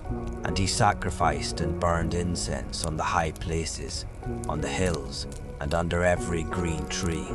Then Rezin king of Aram and Pekah, son of Remaliah king of Israel, came up to wage war against Jerusalem. They besieged Ahaz but could not overcome him. At that time, Rezin king of Aram recovered Elath for Aram, drove out the men of Judah, and sent the Edomites into Elath, where they live to this day. So Ahaz sent messengers to Tiglath-Pileser king of Assyria, saying, I am your servant and your son. Come up and save me from the hands of the kings of Aram and Israel, who are rising up against me. Ahaz also took the silver and gold found in the house of the Lord, and in the treasuries of the king's palace, and he sent it as a gift to the king of Assyria. So the king of Assyria responded to him, marched up to Damascus, and captured it. He took its people to Kir as captives, and put Rezin to death. Then King Ahaz went to Damascus to meet Tiglath-Pileser, king of Assyria. On seeing the altar in Damascus, King Ahaz sent Uriah the priest a model of the altar and complete plans for its construction. And Uriah the priest built the altar according to all the instructions King Ahaz had sent from Damascus, and he completed it before King Ahaz returned. When the king came back from Damascus and saw the altar, he approached it and presented offerings on it. He offered his burnt offering and his grain offering, poured out his drink offering, and splattered the blood of his peace offerings on the altar. He also took the bronze altar that stood before the Lord from the front of the temple, between the new altar and the house of the Lord, and he put it on the north side of the new altar. Then King Ahaz commanded Uriah the priest, offer on the great altar the morning burnt offering, the evening grain offering, and the king's burnt offering and grain offering, as well as the burnt offerings, grain offerings, and drink offerings of all the people of the land. Splatter on the altar all the blood of the burnt offerings and sacrifices, but I will use the bronze altar to seek guidance. So Uriah the priest did just as King Ahaz had commanded. King Ahaz also cut off the frames of the movable stands and removed the bronze basin from each of them. He took down the sea from the bronze oxen that were under it and put it on a stone base. And on account of the king of Assyria, he removed the Sabbath canopy they had built in the temple and closed the royal entryway outside the house of the Lord. As for the rest of the acts of Ahaz, along with his accomplishments, are they not written in the book of the Chronicles of the Kings of Judah? And Ahaz rested with his fathers, and was buried with them in the city of David, and his son Hezekiah reigned in his place. Chapter 17. In the 12th year of the reign of Ahaz over Judah, Hoshea son of Elah became king of Israel, and he reigned in Samaria 9 years. And he did evil in the sight of the Lord, but not like the kings of Israel who preceded him. Shalmaneser king of Assyria attacked him, and Hoshea became his vassal and paid him tribute. But the king of Assyria discovered that Hoshea had conspired to send envoys to King So of Egypt, and that he had not paid tribute to the king of Assyria as in previous years. Therefore, the king of Assyria arrested Hoshea and put him in prison. Then the king of Assyria invaded the whole land, marched up to Samaria, and besieged it for 3 years. In the 9th year of Hoshea, the king of Assyria captured Samaria and carried away the Israelites to Assyria, where he settled them in Hala, in Gozan, by the harbor river, and in the cities of the Medes. All this happened because the people of Israel had sinned against the Lord, their God, who had brought them out of the land of Egypt from under the hand of Pharaoh king of Egypt. They had worshipped other gods and walked in the customs of the nations that the Lord had driven out before the Israelites, as well as in the practices introduced by the kings of Israel. The Israelites secretly did things against the Lord their God that were not right. From watchtower to fortified city, they built high places in all their cities.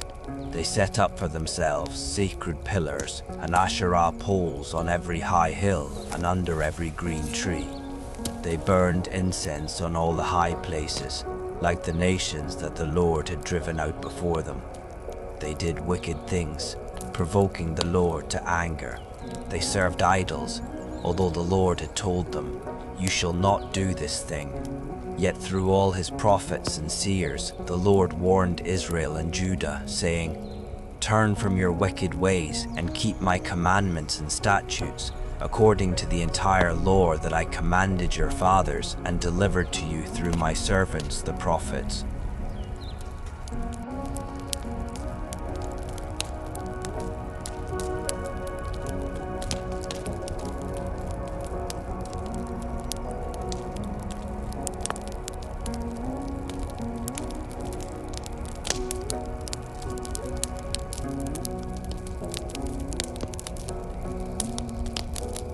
They rejected his statutes and the covenant he had made with their fathers, as well as the decrees he had given them.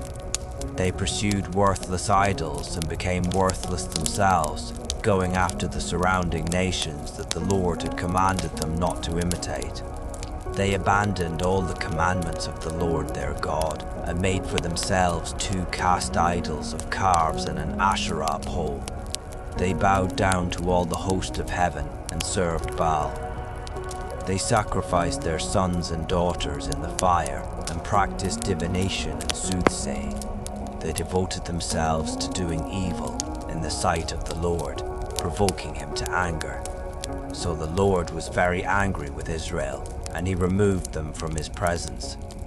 Only the tribe of Judah remained, and even Judah did not keep the commandments of the Lord their God, but lived according to the customs Israel had introduced. So the Lord rejected all the descendants of Israel. He afflicted them and delivered them into the hands of plunderers until he had banished them from his presence. When the Lord had torn Israel away from the house of David, they made Jeroboam son of Nebat king, and Jeroboam led Israel away from following the Lord and caused them to commit a great sin. The Israelites persisted in all the sins that Jeroboam had committed and did not turn away from them. Finally, the Lord removed Israel from his presence, as he had declared through all his servants the prophets. So Israel was exiled from their homeland into Assyria, where they are to this day.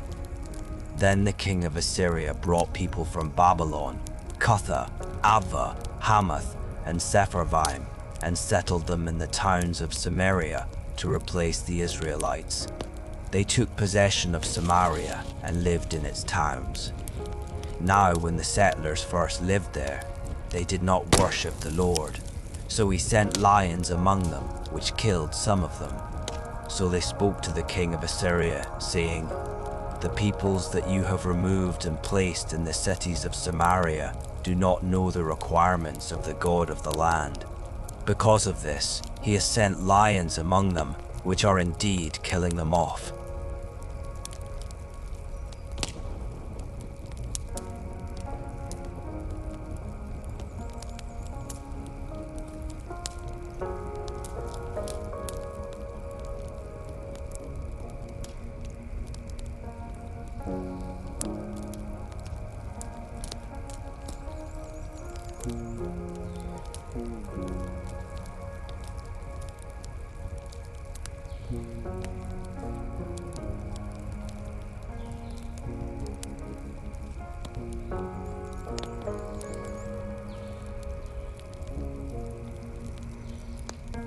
Nevertheless, the people of each nation continued to make their own gods in the cities where they had settled, and they set them up in the shrines that the people of Samaria had made on the high places. The men of Babylon made Sukkoth. Benoth, the men of Cuth made Nergal. The men of Hamath made Ashima. The Avvites made Nibhaz and Tartak. And the Sepharvites burned their children in the fire. To Adramelech and Anamelech, the gods of Sepharvaim. So the new residents worshipped the Lord, but they also appointed for themselves priests of all sorts to serve in the shrines of the high places. They worshipped the Lord, but they also served their own gods according to the customs of the nations from which they had been carried away. To this day, they are still practicing their former customs. None of them worship the Lord, or observe the statutes, ordinances, laws, and commandments that the Lord gave the descendants of Jacob, whom he named Israel. For the Lord had made a covenant with the Israelites and commanded them, "Do not worship other gods or bow down to them. Do not serve them or sacrifice to them. Instead, worship the Lord, who brought you out of the land of Egypt with great power and an outstretched arm. You are to bow down to him and offer sacrifices to him. And you must always be careful to observe the statutes, ordinances, laws, and commandments he wrote for you. Do not worship other gods. Do not forget the covenant I have made with you. Do not worship other gods, but worship the Lord your God, and he will deliver you from the hands of all your enemies." But they would not listen, and they persisted in their former customs. So these nations worship the Lord, but also serve their idols, and to this day their children and grandchildren continue to do as their fathers did. Chapter 18. In the 3rd year of the reign of Hoshea son of Elah over Israel, Hezekiah son of Ahaz became king of Judah. He was 25 years old when he became king, and he reigned in Jerusalem 29 years. His mother's name was Abi, the daughter of Zechariah, and he did what was right in the eyes of the Lord, just as his father David had done. He removed the high places, shattered the sacred pillars, and cut down the Asherah poles. He also demolished the bronze snake called Nehushtan that Moses had made, for up to that time the Israelites had burned incense to it. Hezekiah trusted in the Lord, the God of Israel. No king of Judah was like him, either before him or after him. He remained faithful to the Lord and did not turn from following him. He kept the commandments that the Lord had given Moses. And the Lord was with Hezekiah, and he prospered wherever he went. He rebelled against the king of Assyria and refused to serve him. He defeated the Philistines as far as Gaza and its borders, from watchtower to fortified city. In the 4th year of Hezekiah's reign, which was the 7th year of the reign of Hoshea, son of Elah, over Israel, Shalmaneser king of Assyria marched against Samaria and besieged it. And at the end of 3 years, the Assyrians captured it. So Samaria was captured in the 6th year of Hezekiah, which was the 9th year of Hoshea king of Israel. The king of Assyria exiled the Israelites to Assyria and settled them in Hala, in Gozan, by the Habor River, and in the cities of the Medes. This happened because they did not listen to the voice of the Lord their God, but violated his covenant, all that Moses, the servant of the Lord, had commanded, and would neither listen nor obey. In the 14th year of Hezekiah's reign, Sennacherib, king of Assyria, attacked and captured all the fortified cities of Judah.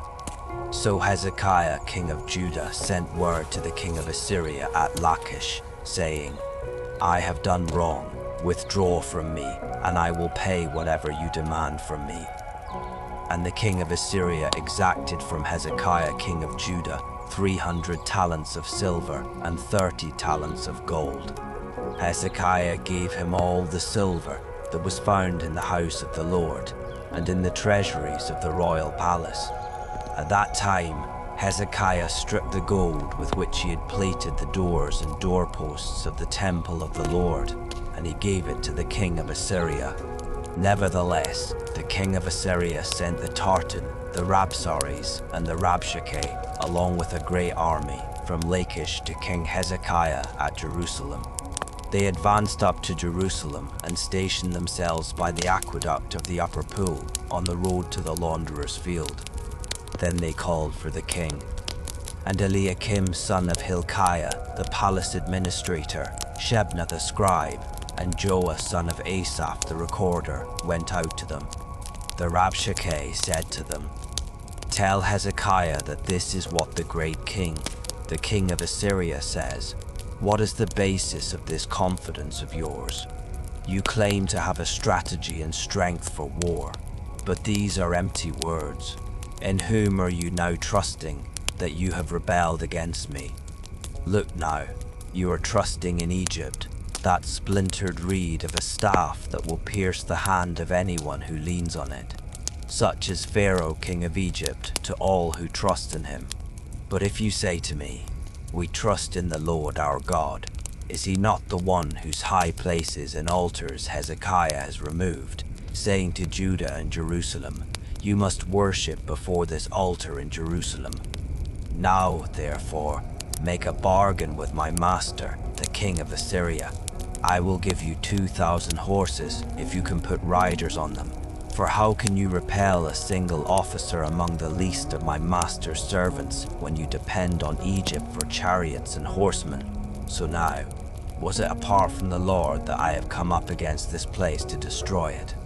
The Lord himself said to me, Go up against this land and destroy it. Then Eliakim, son of Hilkiah, along with Shebna and Joah, said to the Rabshakeh, Please speak to your servants in Aramaic, since we understand it. Do not speak with us in Hebrew, in the hearing of the people on the wall. But the Rabshakeh replied, Has my master sent me to speak these words only to you and your master, and not to the men sitting on the wall, who are destined with you to eat their own dung and drink their own urine?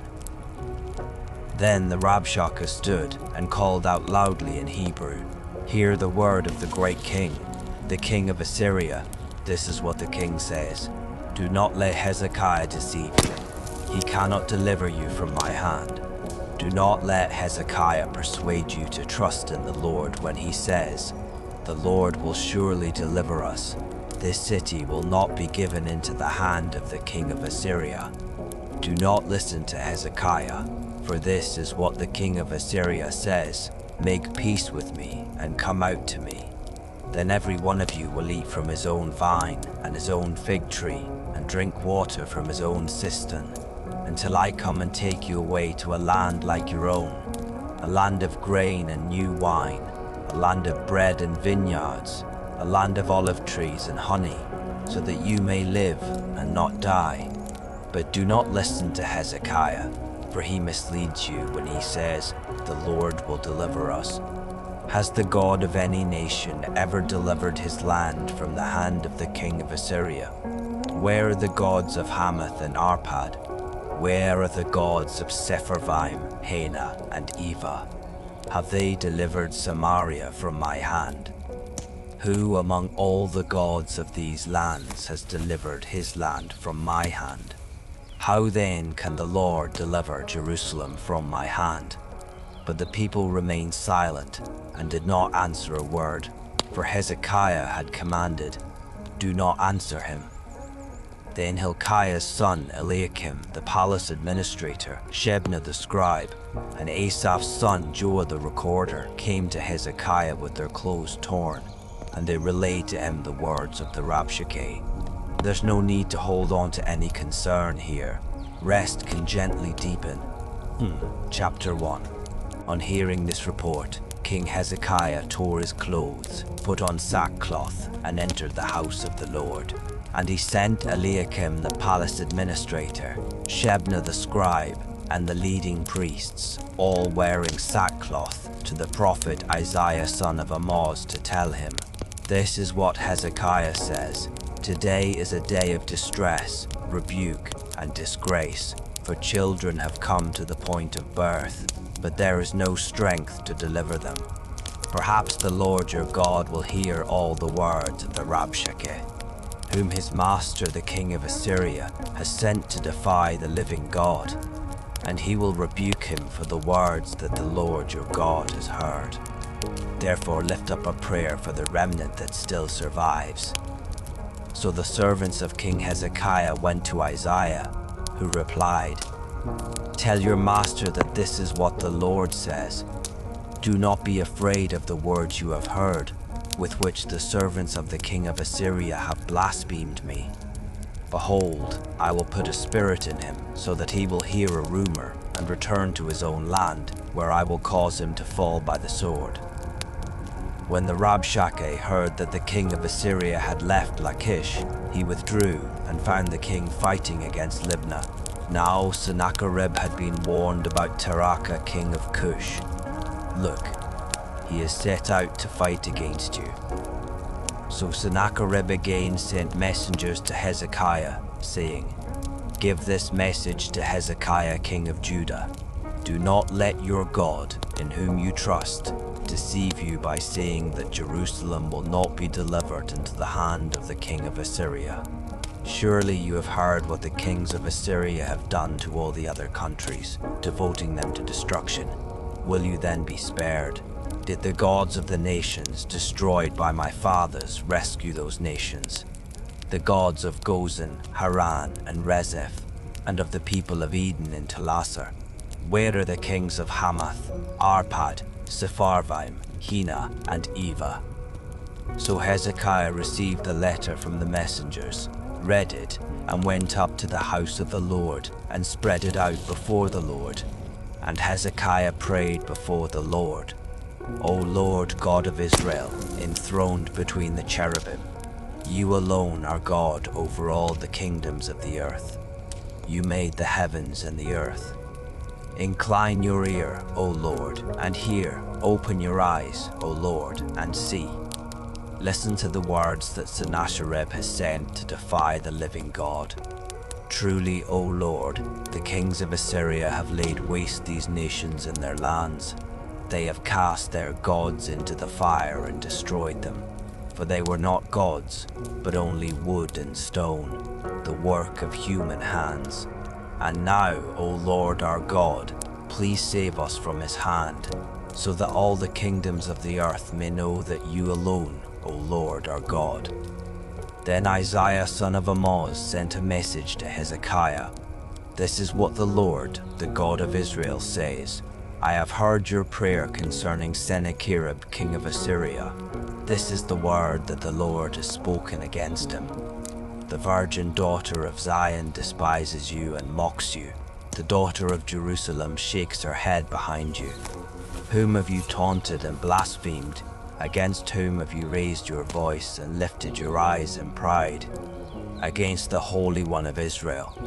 Through your servants you have taunted the Lord, and you have said, 'With my many chariots I have ascended to the heights of the mountains, to the remote peaks of Lebanon. I have cut down its tallest cedars, the finest of its cypresses. I have reached its farthest outposts, the densest of its forests. I have dug wells and drunk foreign waters. With the soles of my feet I have dried up all the streams of Egypt. Have you not heard? Long ago I ordained it, in days of old I planned it. Now I have brought it to pass, that you should crush fortified cities into piles of rubble. Therefore their inhabitants, devoid of power, are dismayed and ashamed. They are like plants in the field, tender green shoots, grass on the rooftops, scorched before it is grown. But I know you're sitting down, you're going out and coming in, and you're raging against me. Because your rage and arrogance against me have reached my ears. I will put my hook in your nose and my bit in your mouth. I will send you back the way you came. And this will be a sign to you, O Hezekiah. This year you will eat what grows on its own, and in the second year what springs from the same. But in the third year you will sow and reap. You will plant vineyards and eat their fruit. And the surviving remnant of the house of Judah will again take root below and bear fruit above. For a remnant will go forth from Jerusalem, and survivors from Mount Zion. The zeal of the Lord of hosts will accomplish this. So this is what the Lord says about the king of Assyria. He will not enter this city or shoot an arrow into it. He will not come before it with a shield or build up a siege ramp against it. He will go back the way he came, and he will not enter this city, declares the Lord. I will defend this city and save it for my own sake, and for the sake of my servant David. And that very night, the angel of the Lord went out and struck down 85,000 men in the camp of the Assyrians. When the people got up the next morning, there were all the dead bodies. So Sennacherib, king of Assyria, broke camp and withdrew. He returned to Nineveh and stayed there. One day, while he was worshipping in the temple of his god Nisroch, his sons Adramelech and Sharezer put him to the sword and escaped to the land of Ararat. And his son Esarhaddon reigned in his place. Chapter 20. In those days, Hezekiah became mortally ill. The prophet Isaiah, son of Amoz, came to him and said, "This is what the Lord says, put your house in order, for you are about to die, you will not recover." Then Hezekiah turned his face to the wall and prayed to the Lord, saying, "Please, O Lord, remember how I have walked before you faithfully, and with wholehearted devotion I have done what is good in your sight." And Hezekiah wept bitterly. Before Isaiah had left the middle courtyard, the word of the Lord came to him, saying, "Go back and tell Hezekiah, the leader of my people, that this is what the Lord, the God of your father David, says. I have heard your prayer, I have seen your tears. I will surely heal you. On the third day from now you will go up to the house of the Lord. I will add 15 years to your life. And I will deliver you and this city from the hand of the king of Assyria. I will defend this city for my sake and for the sake of my servant David." Then Isaiah said, "Prepare a poultice of figs." So they brought it and applied it to the boil, and Hezekiah recovered. Now Hezekiah had asked Isaiah, "What will be the sign that the Lord will heal me, and that I will go up to the house of the Lord on the third day?" And Isaiah had replied, "This will be a sign to you from the Lord, that he will do what he has promised. Would you like the shadow to go forward 10 steps, or back 10 steps?" "It is easy for the shadow to lengthen 10 steps, answered Hezekiah, "but not for it to go back 10 steps.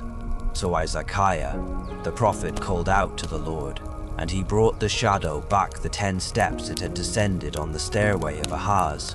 At that time, Merodach-Baladan, son of Baladan, king of Babylon, sent letters and a gift to Hezekiah, for he had heard about Hezekiah's illness.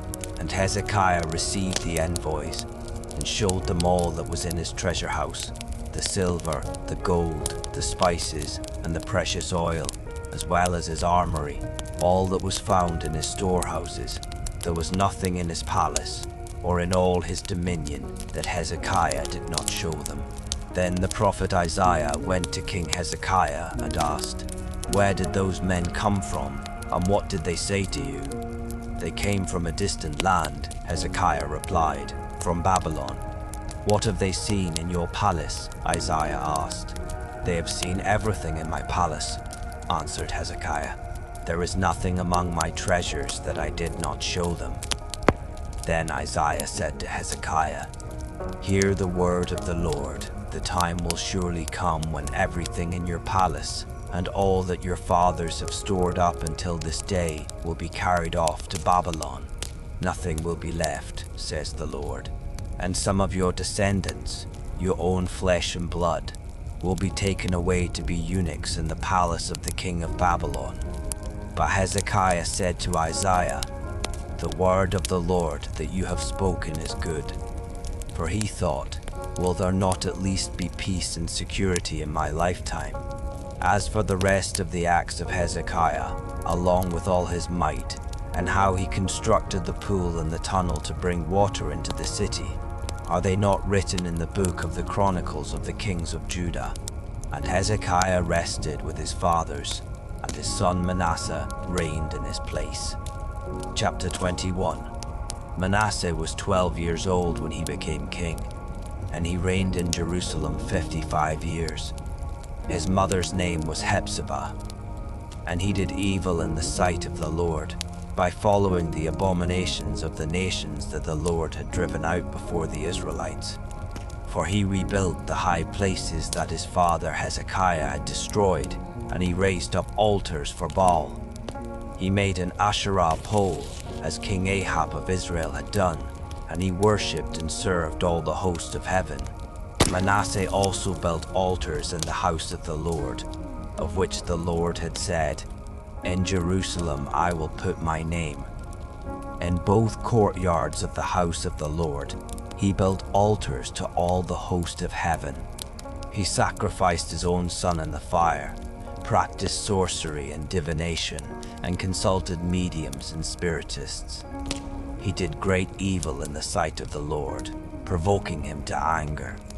Manasseh even took the carved Asherah pole he had made and set it up in the temple, of which the Lord had said to David and his son Solomon, "In this temple and in Jerusalem, which I have chosen out of all the tribes of Israel, I will establish my name forever. I will never again cause the feet of the Israelites to wander from the land that I gave to their fathers, if only they are careful to do all I have commanded them, the whole law that my servant Moses commanded them." But the people did not listen, and Manasseh led them astray, so that they did greater evil than the nations that the Lord had destroyed before the Israelites. And the Lord spoke through his servants the prophets, saying, "Since Manasseh king of Judah has committed all these abominations, acting more wickedly than the Amorites who preceded him, and with his idols has caused Judah to sin, this is what the Lord, the God of Israel, says: Behold, I am bringing such calamity upon Jerusalem and Judah that the news will reverberate in the ears of all who hear it. I will stretch out over Jerusalem the measuring line used against Samaria and the plumb line used against the house of Ahab, and I will wipe out Jerusalem as one wipes out a bowl, wiping it and turning it upside down. So I will forsake the remnant of my inheritance and deliver them into the hands of their enemies. And they will become plunder and spoil to all their enemies, because they have done evil in my sight, and have provoked me to anger from the day their fathers came out of Egypt until this day. Moreover, Manasseh shed so much innocent blood that he filled Jerusalem from end to end, in addition to the sin that he had caused Judah to commit, doing evil in the sight of the Lord. As for the rest of the acts of Manasseh, along with all his accomplishments, and the sin that he committed, are they not written in the book of the Chronicles of the kings of Judah? And Manasseh rested with his fathers, and was buried in his palace garden, the garden of Uzzah. And his son Ammon reigned in his place. Ammon was 22 years old when he became king, and he reigned in Jerusalem 2 years. His mother's name was Mesulameth, daughter of Haruz. She was from Jotbah. and he did evil in the sight of the Lord, as his father Manasseh had done. He walked in all the ways of his father, and he served and worshipped the idols his father had served. He abandoned the Lord, the God of his fathers, and did not walk in the way of the Lord. Then the servants of Ammon conspired against him and killed the king in his palace. But the people of the land killed all those who had conspired against King Ammon, and they made his son Josiah king in his place. As for the rest of the acts of Ammon, along with his accomplishments, are they not written in the book of the Chronicles of the kings of Judah? And he was buried in his tomb in the garden of Uzzah, and his son Josiah reigned in his place. If your eyes grow heavy, you may listen or sleep, trusting this soothing calm. Chapter 22. Josiah was 8 years old when he became king, and he reigned in Jerusalem 31 years. His mother's name was Jedidah, daughter of Adiah. She was from Bozkath. And he did what was right in the eyes of the Lord, and walked in all the ways of his father David. He did not turn aside to the right or to the left. Now in the 18th year of his reign, King Josiah sent the scribe, Shaphan son of Azaliah, the son of Meshullam, to the house of the Lord, saying, "Go up to Hilkiah the high priest, and have him count the money that has been brought into the house of the Lord, which the doorkeepers have collected from the people, and let them deliver it into the hands of the supervisors of those doing the work on the house of the Lord, who in turn are to give it to the workmen repairing the damages to the house of the Lord, to the carpenters, builders, and masons, to buy timber and dress stone to repair the temple. But they need not account for the money put into their hands, since they work with integrity." Then Hilkiah the high priest said to Shaphan the scribe, "I have found the book of the law in the house of the Lord." And he gave it to Shaphan, who read it. And Shaphan the scribe went to the king and reported, "Your servants have paid out the money that was found in the temple, and have put it into the hands of the workers and supervisors of the house of the Lord."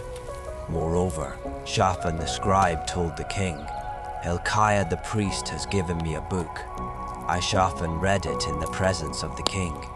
When the king heard the words of the book of the law, he tore his clothes and commanded Hilkiah the priest, Ahikam son of Shaphan, Achbor son of Micaiah, Shaphan the scribe, and Asaiah the servant of the king, "Go and inquire of the Lord for me, for the people, and for all Judah concerning the words in this book that has been found. For great is the wrath of the Lord that burns against us, because our fathers have not obeyed the words of this book by doing all that is written about us."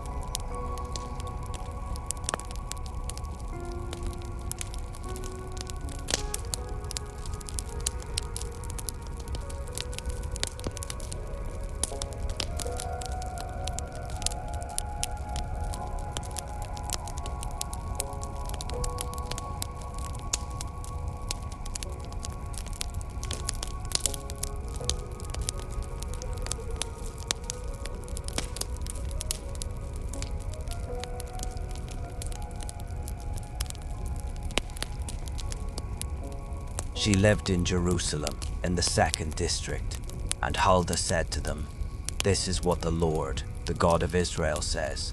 Tell the man who sent you that this is what the Lord says. I am about to bring calamity on this place and on its people, according to all the words of the book that the king of Judah has read, because they have forsaken me and burned incense to other gods, that they might provoke me to anger with all the works of their hands. My wrath will be kindled against this place and will not be quenched. But as for the king of Judah, who sent you to inquire of the Lord, tell him that this is what the Lord, the God of Israel, says. As for the words that you heard, because your heart was tender and you humbled yourself before the Lord when you heard what I spoke against this place and against its people, that they would become a desolation and a curse, and because you have torn your clothes and wept before me, I have heard you, declares the Lord. Therefore I will indeed gather you to your fathers, and you will be gathered to your grave in peace. Your eyes will not see all the calamity that I will bring on this place." So they brought her answer back to the king. Chapter 23. Then the king summoned all the elders of Judah and Jerusalem, and he went up to the house of the Lord with all the people of Judah and Jerusalem, as well as the priests and the prophets, all the people small and great. And in their hearing he read all the words of the book of the covenant that had been found in the house of the Lord. So the king stood by the pillar and made a covenant before the Lord, to follow the Lord and to keep his commandments, decrees, and statutes with all his heart and all his soul, and to carry out the words of the covenant that were written in this book. And all the people entered into the covenant. Then the king commanded Hilkiah the high priest, the priests second in rank, and the doorkeepers to remove from the temple of the Lord all the articles made for Baal, Asherah, and all the host of heaven. And he burned them outside Jerusalem, in the fields of Kidron, and carried their ashes to Bethel. Josiah also did away with the idolatrous priests, ordained by the kings of Judah, to burn incense on the high places of the cities of Judah, and in the places all around Jerusalem. Those who had burned incense to Baal, to the sun and moon, to the constellations, and to all the host of heaven. He brought the Asherah pole from the house of the Lord to the Kidron Valley outside Jerusalem, and there he burned it, ground it to powder, and threw its dust on the graves of the common people. He also tore down the quarters of the male shrine prostitutes that were in the house of the Lord, where the women had woven tapestries for Asherah. Then Josiah brought all the priests from the cities of Judah, and desecrated the high places, from Geba to Beersheba, where the priests had burned incense. He tore down the high places of the gates at the entrance of the gate of Joshua the governor of the city, which was to the left of the city gate. Although the priests of the high places did not come up to the altar of the Lord in Jerusalem, they ate unleavened bread with their fellow priests. He also desecrated Topheth in the valley of Ben Hinnom, so that no one could sacrifice his son or daughter in the fire to Moloch. And he removed from the entrance to the house of the Lord the horses that the kings of Judah had dedicated to the sun. They were in the court near the chamber of an official named Nathan Melech, and Josiah burned up the chariots of the sun. He pulled down the altars that the kings of Judah had set up on the roof near the upper chamber of Ahaz, and the altars that Manasseh had set up in the two courtyards of the house of the Lord. The king pulverized them there, and threw their dust into the Kidron Valley. The king also desecrated the high places east of Jerusalem, to the south of the Mount of Corruption, which King Solomon of Israel had built for Ashtoreth, the abomination of the Sidonians, for Chemosh, the abomination of the Moabites, and for Milcom, the abomination of the Ammonites. He smashed the sacred pillars to pieces, cut down the Asherah poles, and covered the sites with human bones. He even pulled down the altar of Bethel, the high place set up by Jeroboam son of Nebat, who had caused Israel to sin. Then he burned the high place, ground it to powder, and burned the Asherah pole. And as Josiah turned, he saw the tombs there on the hillside, and he sent someone to take the bones out of the tombs, and he burned them on the altar to defile it, according to the word of the Lord proclaimed by the man of God who had foretold these things. Then the king asked, "What is this monument I see?" And the men of the city replied, "It is the tomb of the man of God who came from Judah, and proclaimed these things that you have done to the altar of Bethel." "Let him rest," said Josiah. "Do not let anyone disturb his bones." So they left his bones undisturbed, along with those of the prophet who had come from Samaria. Just as Josiah had done at Bethel, so also in the cities of Samaria, he removed all the shrines of the high places set up by the kings of Israel, who had provoked the Lord to anger. On the altars he slaughtered all the priests of the high places, and he burned human bones on them. Then he returned to Jerusalem. The king commanded all the people, "Keep the Passover of the Lord your God, as it is written in this book of the covenant." No such Passover had been observed from the days of the judges who had governed Israel through all the days of the kings of Israel and Judah. But in the 18th year of Josiah's reign, this Passover was observed to the Lord in Jerusalem. Furthermore, Josiah removed the mediums and spiritists, the household gods and idols, and all the abominations that were seen in the land of Judah and in Jerusalem. He did this to carry out the words of the law written in the book that Hilkiah the priest had found in the house of the Lord. Neither before nor after Josiah was there any king like him, who turned to the Lord with all his heart and with all his soul and with all his strength, according to all the law of Moses. Nevertheless, the Lord did not turn away from the fury of his burning anger, which was kindled against Judah because of all that Manasseh had done to provoke him to anger. For the Lord had said, "I will remove Judah from my sight, just as I removed Israel. I will reject this city Jerusalem, which I chose, and the temple of which I said, 'My name shall be there.'" As for the rest of the acts of Josiah and all his accomplishments, are they not written in the book of the Chronicles of the kings of Judah? During Josiah's reign, Pharaoh Necho, king of Egypt, marched up to help the king of Assyria at the Euphrates River. King Josiah went out to confront him, but Necho faced him and killed him at Megiddo. From Megiddo, his servants carried his body in a chariot, brought him to Jerusalem, and buried him in his own tomb. Then the people of the land took Jehoahaz, son of Josiah, anointed him, and made him king in place of his father. Jehoahaz was 23 years old when he became king, and he reigned in Jerusalem 3 months. His mother's name was Hamutal, daughter of Jeremiah. She was from Libnah. And he did evil in the sight of the Lord, just as his fathers had done. And Pharaoh Necho imprisoned Jehoahaz at Riblah in the land of Hamath, so that he could not reign in Jerusalem. And he imposed on Judah a levy of 100 talents of silver and a talent of gold.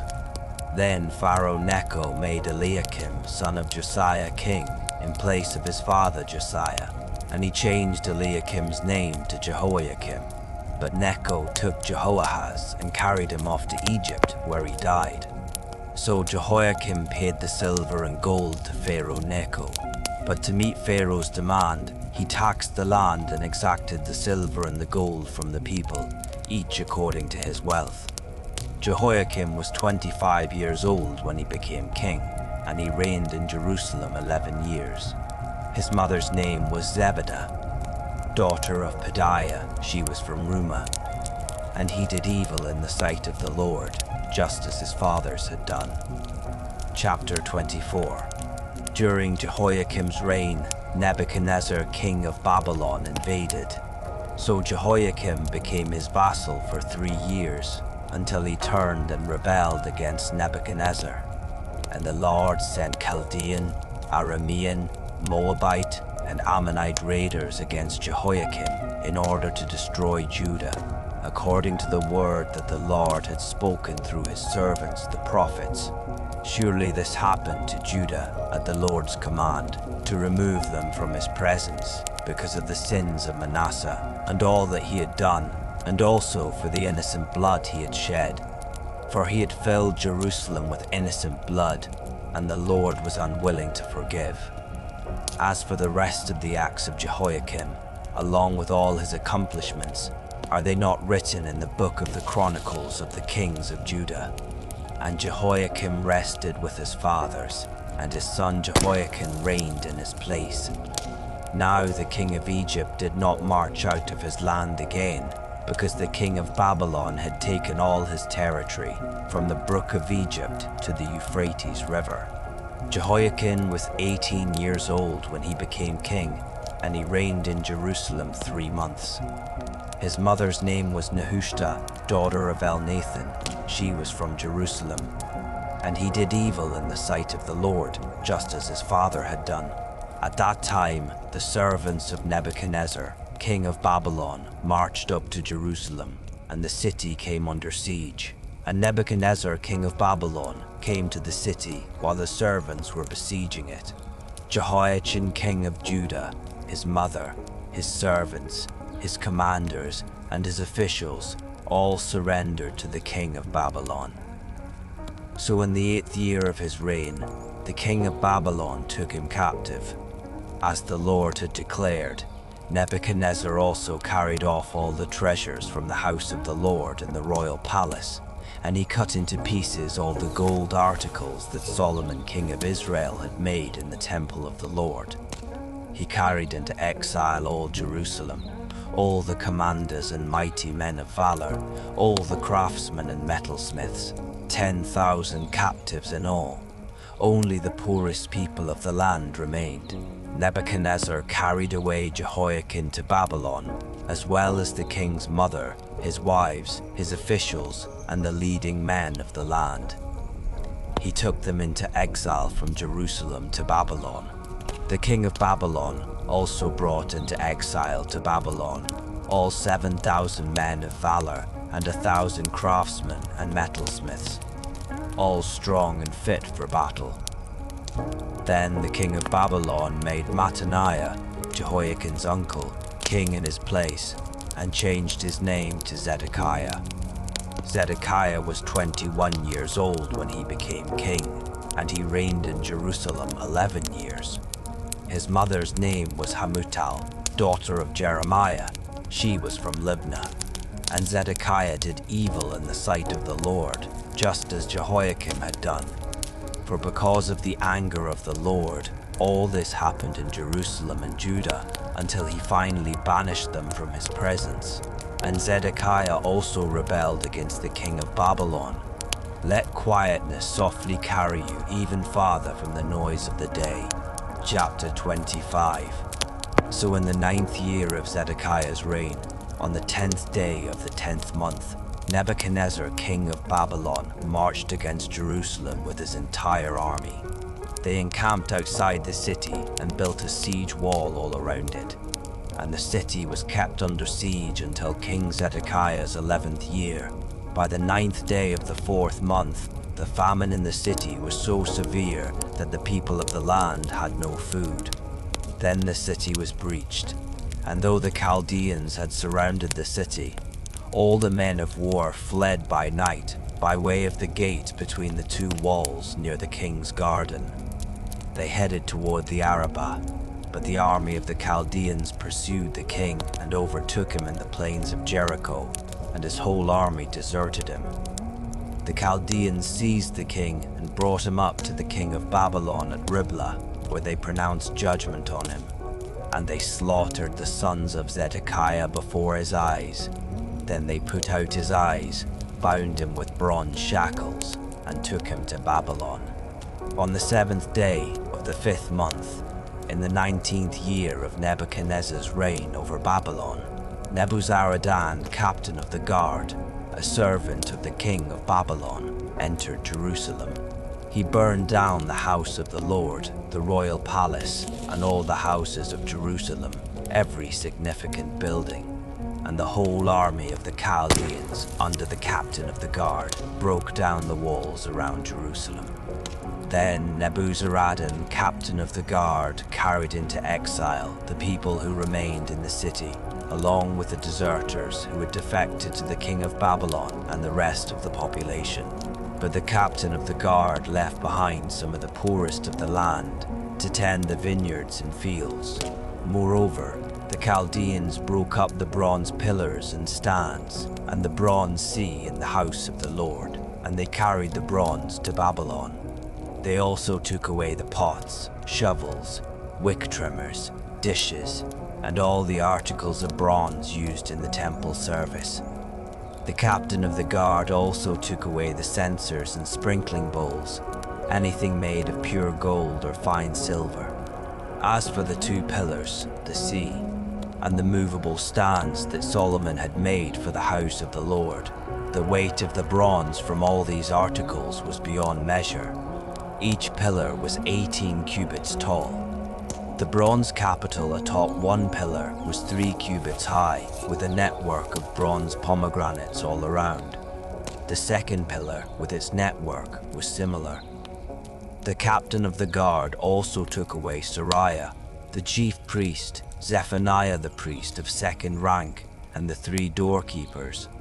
Of those still in the city, he took a court official who had been appointed over the men of war, as well as 5 royal advisors. He also took the scribe of the captain of the army, who had enlisted the people of the land, and 60 men who were found in the city. Nebuzaradan, captain of the guard, took them and brought them to the king of Babylon at Riblah. There at Riblah, in the land of Hamath, the king of Babylon struck them down and put them to death. So Judah was taken into exile, away from its own land.